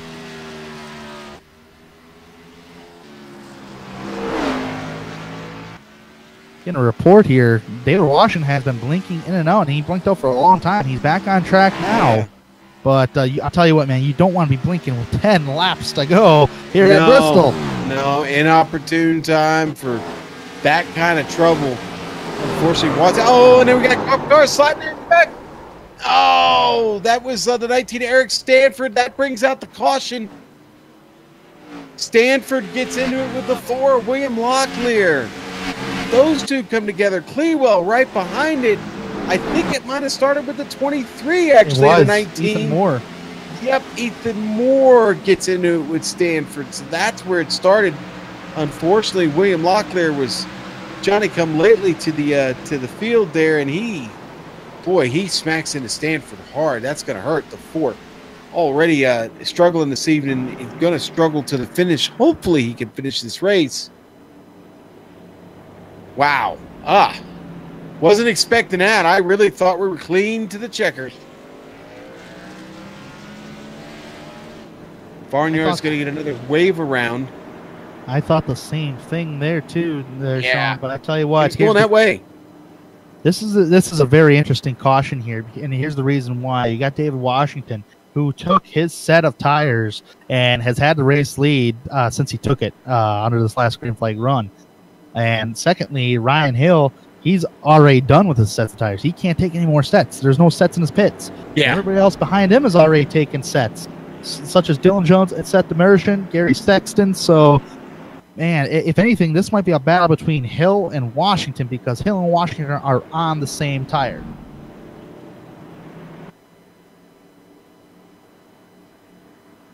Hey, we haven't talked about him a little bit after talking about it most of the race. Gary Sexton, he's still sitting in 5th place.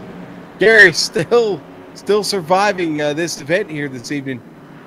Everybody, we're assuming everybody out of tires. I can't see how anybody has any left at this point. Why would you have any left with 10 to go? We're probably going to restart here with like 4 to go, maybe 4 if we're lucky. I see. And boy, anything could happen there. We may wind up with a green-white checker eventually. I don't know. Maybe they can get restarted well and do it without getting anybody spun around. Going to be very, very careful not to spin the tires here on the restart with old tires. That's really the one thing you got to guard against the most, isn't it, Tanner? It definitely is. When you're on old tires, man, it's going to be an ill-handling race car indeed. But when you got fresher tires than other drivers, it's like, I mean, that's a praise to the Lord right there. David Washington is sitting in that catbird seat. He's going to elect the outside row, and he's going to get the whale of a jump, and he's going to secure that higher line, like we've seen Seth the Merchant do all night long. Kind of looking at all the tires here, I am seeing Dylan Jones only visiting pit road 4 times here tonight. I don't know if he took any two right side tires, but if he did not, he could come down and get 4 fresh tires for a last set. Yeah, but again, I don't know. I don't know all that information. I don't think anybody's going to. I honestly don't think anybody's going to sacrifice the position at this point. They're going to have 5 laps to go at the line. Yeah. All right, so here we go. The lights are out. Let's set it up for you. David Washington, Ryan Hill on the front row, Seth DeMerchant and Dylan Jones on row 2. Row 3, Eric Stanford, Gary Sexton, Ethan Moore, Mark Clewell, row 4. That's going to be everybody on the lead lap there to restart this race. Here we go. Could Ryan Hill pull off the shocker of the night? We'll see here in just a moment. 4 laps to go. David Washington gets him started. DeMerchant looked like he did spin those tires just a bit. He's got to fall in behind Hill. He makes contact with Hill. Hill able to keep it going. Dylan Jones took a look. He didn't have it. He's got to stay behind the car at DeMerchant. Just behind them, the 23 is working hard to try and get by Gary Sexton, Ethan Moore, and Sexton. DeMerchant's to the wall. DeMerchant went to the wall. Dylan Jones is going to snake by. DeMerchant hangs on to the car. He's going to get a run now at Jones. Up front, it's still Washington. It's still Hill. When he comes to the line, David Washington is going to be the leader with 1 lap to go of the NDL 250 here at Bristol. White flag is in the sky. David Washington coming out of turn 2, screaming down the backstretch. 0.6 of a second ahead of Ryan Hill. Hill can't do anything with it. Here comes David Washington out of 4 for the last time, and your winner tonight at Bristol Motor Speedway. The Caesar of the Coliseum this evening, David Washington. Ryan Hill comes home in second. Dylan Jones with a 3rd place finish. Wow, what a finish to this race. What a race for the Chef Andy's Ford of David Washington. Started in 3rd place this evening. He comes home top of the podium. Ryan Hill with a great drive late here in this race, Tanner. And then Seth the Merchant does get that podium finish that he was seeking. And boy, what a night of racing here at Bristol. What a great night of racing indeed, man. I love watching any kind of Bristol racing. But I tip my hat to Ryan Hill. He dropped way back at the start of the race, to remember that. And he's been up and down the leaderboard and gets a 2nd place finish. So what a whale of a night for Ron. But you can't take anything away from David Washington for his tire strategy. It was awesome. Yeah, well, there's not going to be much of those tires left after that burnout as he lays down a lot of rubber here at Bristol. We're going to take to a quick break here. We hadn't had time for a breath. So we're going to take, we're going to pay some light bills, and we'll be right back here on the Global Sim Racing Channel. Stay with us.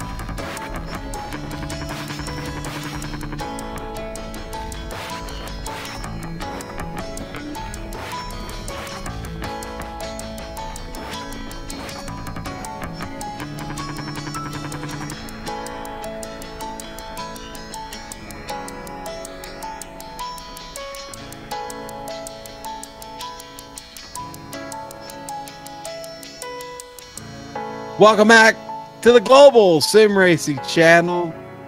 Boy, the AdPro 360 Cup Series did not disappoint this evening from the Coliseum here in Bristol, Tennessee. Go Vols. We had a good one tonight. The NDL 250 has wrapped up, and it's time to go through the results. And a big winner this evening in David Washington. He's going to be happy with that. Ryan Hill with an even bigger run, honestly, to finish in second. Seth the Merchant, well, had speed in practice, had speed in qualifying, and had speed all throughout the race. He finishes third. Ethan Moore in the fourth place finish tonight. Gary Sexton gets himself that top 5 he wanted. Eric Stanford in 6th. Dylan Jones finished 7th. Mark Cleawell 8th. Christian Peterson with a disappointing 9th had a legitimate chance to win this race. William Locklear is going to round out your top 10. Tanner. Yeah, outside that top 10, 88, Andrew Farnyard had probably the fastest car of the night, but connection and damage plagued him from victory. He'll finish in 11th. Daniel Jackson will finish in 12th. Judd Danielson in 13th. And 14th place, you got Josh Bonwell. Josh Bonwell had a great night going until a lot of damage plagued his night. Richard Regan Jr. finishes in 15th. Ken Richardson had a good night going, but get involved in an accident. He finished 16th. Gabriel Wood in 17th. 18th place, John Leday. And 19th place is Stephen Llewellyn. And rounding off the top 20, Joe Johnson, who did not complete a lap tonight. All right, there we go. The rest of the drivers never even got started. Danny Rogers, Zach Nichols, Brandon Stokes, Morgan Baird, Darren Clement. Not sure what happened, guys, but sorry we missed you. Now it's time to talk to our second place finisher because David Washington just... I think the party is a little too intense down there, Tanner. So we'll talk to Ryan Hill. I got no problem with that. Ryan, that Hill Coast Chevrolet was a monster this evening, and it was certainly a monster there at the end. Walk us through that. Where'd you come from, man? Well, beginning of the race, we had like a bunch of cars start the race, and it started to get a little hectic for like first couple laps. So I decided just to drop back and ride back there. And then come the end of the race, just classic Bristol, people got mad at each other, and you start doing stuff that you probably shouldn't be doing, and you somehow run faster. I don't know how else to say. I got real mad, and I just started driving, and somehow came home. I'll take second. I'll definitely take second. So I'm not going to sit there and complain about it. Yeah. Hey, listen. You've been busy in race control. The last couple times we've been with you, you finally get a chance to get out of here and run with the boys this evening, and you put on a hell of a show, man. It was fun watching the Hill Coast Chevy make its way up through the field. You played the type of strategy I would have played at the beginning, and that was right at the back and really concentrated on the last 50 laps of this race. We talked in the pre-race about how, a lot of similarities to be drawn between a race at Bristol and a race at like Daytona or Talladega, maybe even Talladega more so. What do you think? You get that feeling when you're running around here? I think the biggest difference is that actually, I don't even know. Because what I was about to say, you're so close together, a wreck's going to happen sooner or later. One, you're going 200 miles an hour. The other one, you're going 50 miles an hour. That's the big difference. So,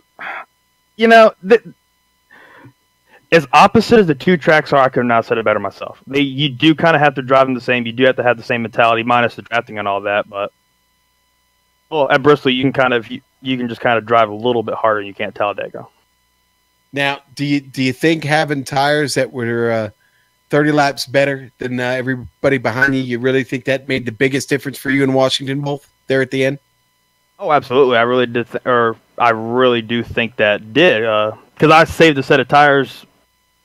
I think like right there at one of the cautions before a stage or after a stage, I dropped back to like last in like 5 laps. And I did not think tires were going to be that big of a deal. But, you live and you learn. And that happened. But tires, definitely number one here. Ryan, who'd you like to thank tonight, buddy? Well, obviously, I'd thank Hilco Disposal and Recycling for all their sponsorship this year. Going to be going to Darlington next in the Cup cars, and we got a little throwback going on there. So a lot of drivers are throwing throwback. I'm not saying anything yet. I'm going to have a nice little heartfelt message posted on Facebook and Instagram so y'all can read it. And right. Yeah, and Gary, obviously, for putting on the league, and you guys are doing a really, really, I don't even know how to say, really good broadcast each and every single race for us now, because you guys picked up the Truck Series. You've been doing the Challenger and Cup the whole year, so I go back and rewatch all of it, and y'all need to replace LSR TV and get the Peak 83 series. Yeah, Well, you just need to hurry up and do that. all right, Ryan. Well, we certainly appreciate the nice comments, and we congratulate you.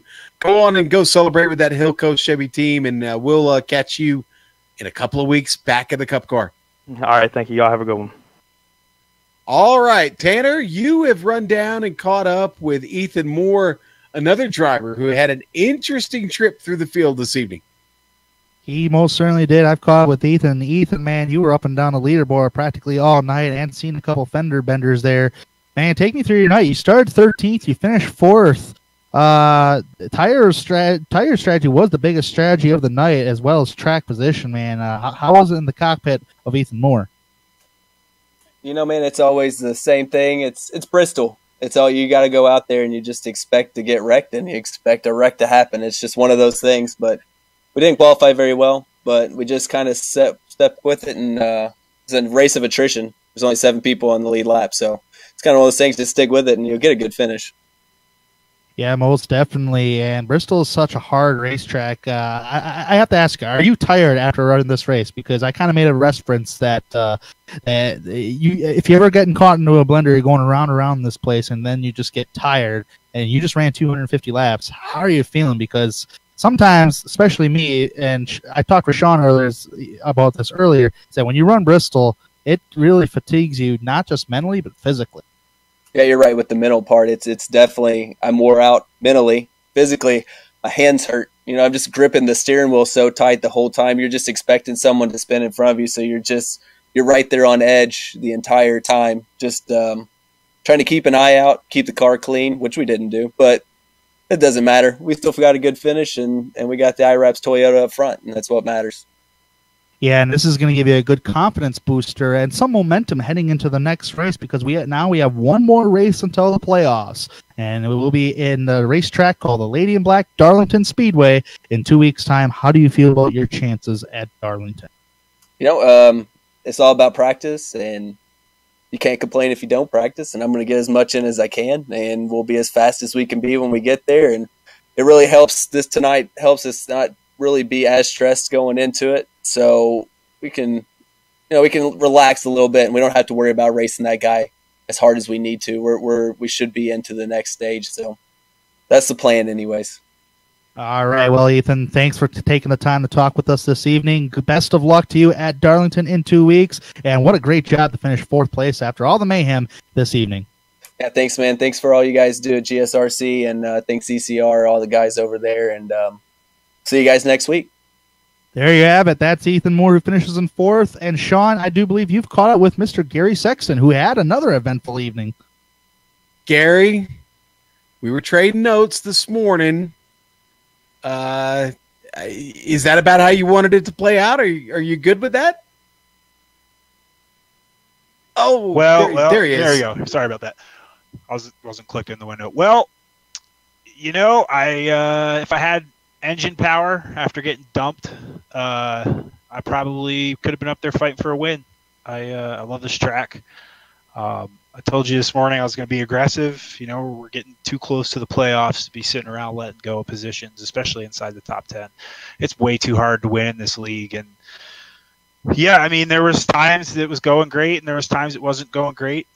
You know, I'm mad that I got dumped when I stayed out there on 2 tires. I felt like that was kind of unnecessary, but I also get it. They're doing the same thing I'm doing. They're trying to get everything they can get. And I believe he went on to win the race, and that's fine. Good job to him. But yeah, Bristol's fun. I love it. Everybody gets mad. The adrenaline gets pumping. We get the beaten bag, and hopefully we put on a good show. I know it was pretty aggressive out there. Like I said, things are really ramping up for everybody. You can really sense it out there, you know, just in the racetrack. The race itself is pretty quiet, a lot more quiet than normal, which is interesting. Usually it's kind of happy-go-lucky, but not tonight. Now we get to go have have a week off to decompress, I think that's good. That's very good. There's some unhappy people tonight, and then we get to go file into one lane at Darlington and try it again. And I'm looking forward to that track. I think that's a track that not a lot of people race on often. So I think you might see some different people up front. I think you'll still see the same people up front, but you might see some different people in the top 5 that kind of that track caters to their driving style. I look for, again, maybe some attrition in that race. There's going to be, it gets real tight off of 2, especially when the field's bunched up and the braking points are different. I love stuff like that, though. I love, really seeing who's paying attention and who's out there making the right moves to finish up front. I'll take a top 5 tonight. It's not what I wanted. I really wanted to get a win. It's just so hard to win here, especially when you're under power. I'll take that. The track position was everything. Did some interesting strategies. Kind of going a lap down actually kind of helped me a little bit because I got to come in on that one caution and take fresh tires, and then I just took rights at the stage break, and my car was still pretty good. If I wasn't under power, it would have been a little bit better. But hopefully it was a good show for you guys tonight. Yeah, Gary, it was a great show. It was a great race at Bristol. I thought on the whole, I thought the entire field did a great job. Yeah, we saw a little bit of attrition, but man, that's Bristol. That's Bristol for you. I commend you for driving a less than perfect car as hard as you did to the finish. This 5th place for me, feeling for you, I almost feels like a podium. So good job of hanging in there. A lot of guys had trouble tonight.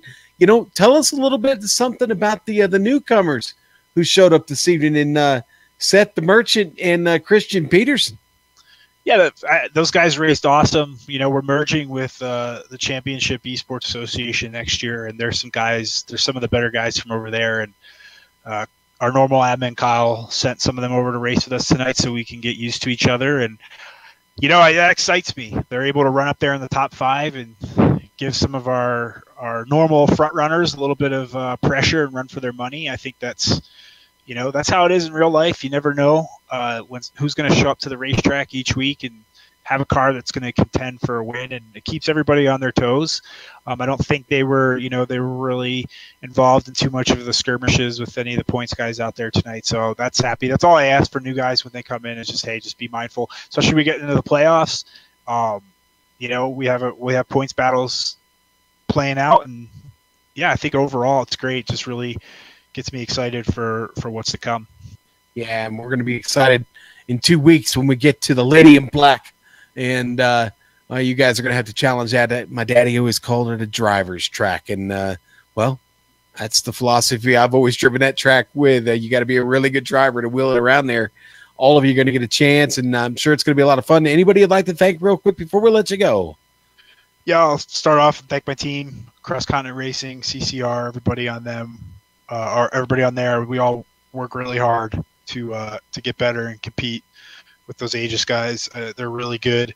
They race really hard, and we're learning that it takes a little aggression to keep up with those guys. Especially they got something figured out with being able to run a little more consistent than everybody else. So I gotta commend my guys for pushing it in all of our series. We hope to bring home the 3 championships this year in the trucks and Challenger and Cup Series. It's going to be tough, especially in the Cup Series.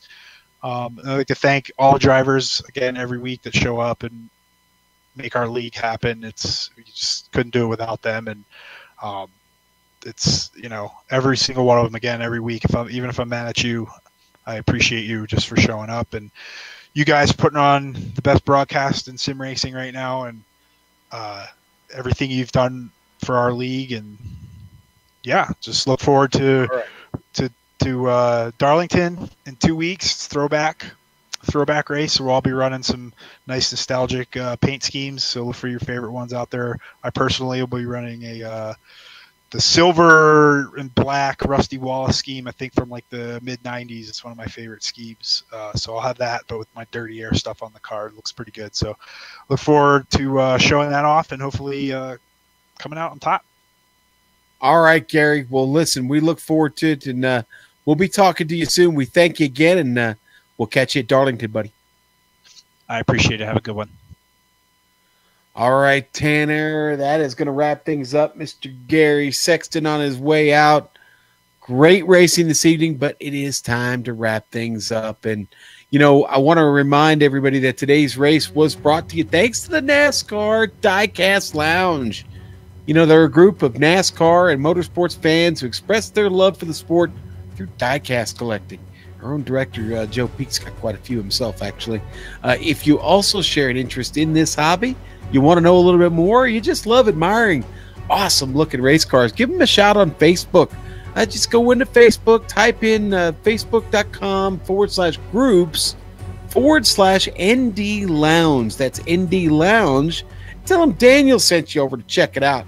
You know, we also want to thank AdPro 360. They are the title sponsor of the AdPro 360 Challenger Series and Cup Series, and they're an advertising agency, specializes in digital and social media marketing. For more information, go to adproresults.com.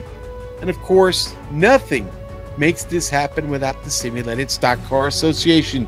To everyone there, we want to thank him for organizing the AdPro 360 Cup Series and contracting with GSRC to broadcast it on screen now, or just some of the companies, equipment, and software that made this broadcast possible. And of course, that iconic original music that lets your ears alert you that your eyes are watching. A GSRC production comes courtesy of Eric Ekholm and Jude Lalonde. See the screen for how to contact each of them, Tanner. The SSCA Cup Series will return in 2 weeks' time on August 16th for round 17 at the Lady in Black Darlington Raceway. GSRC will be there to bring you all the action, and we'd hope you join us.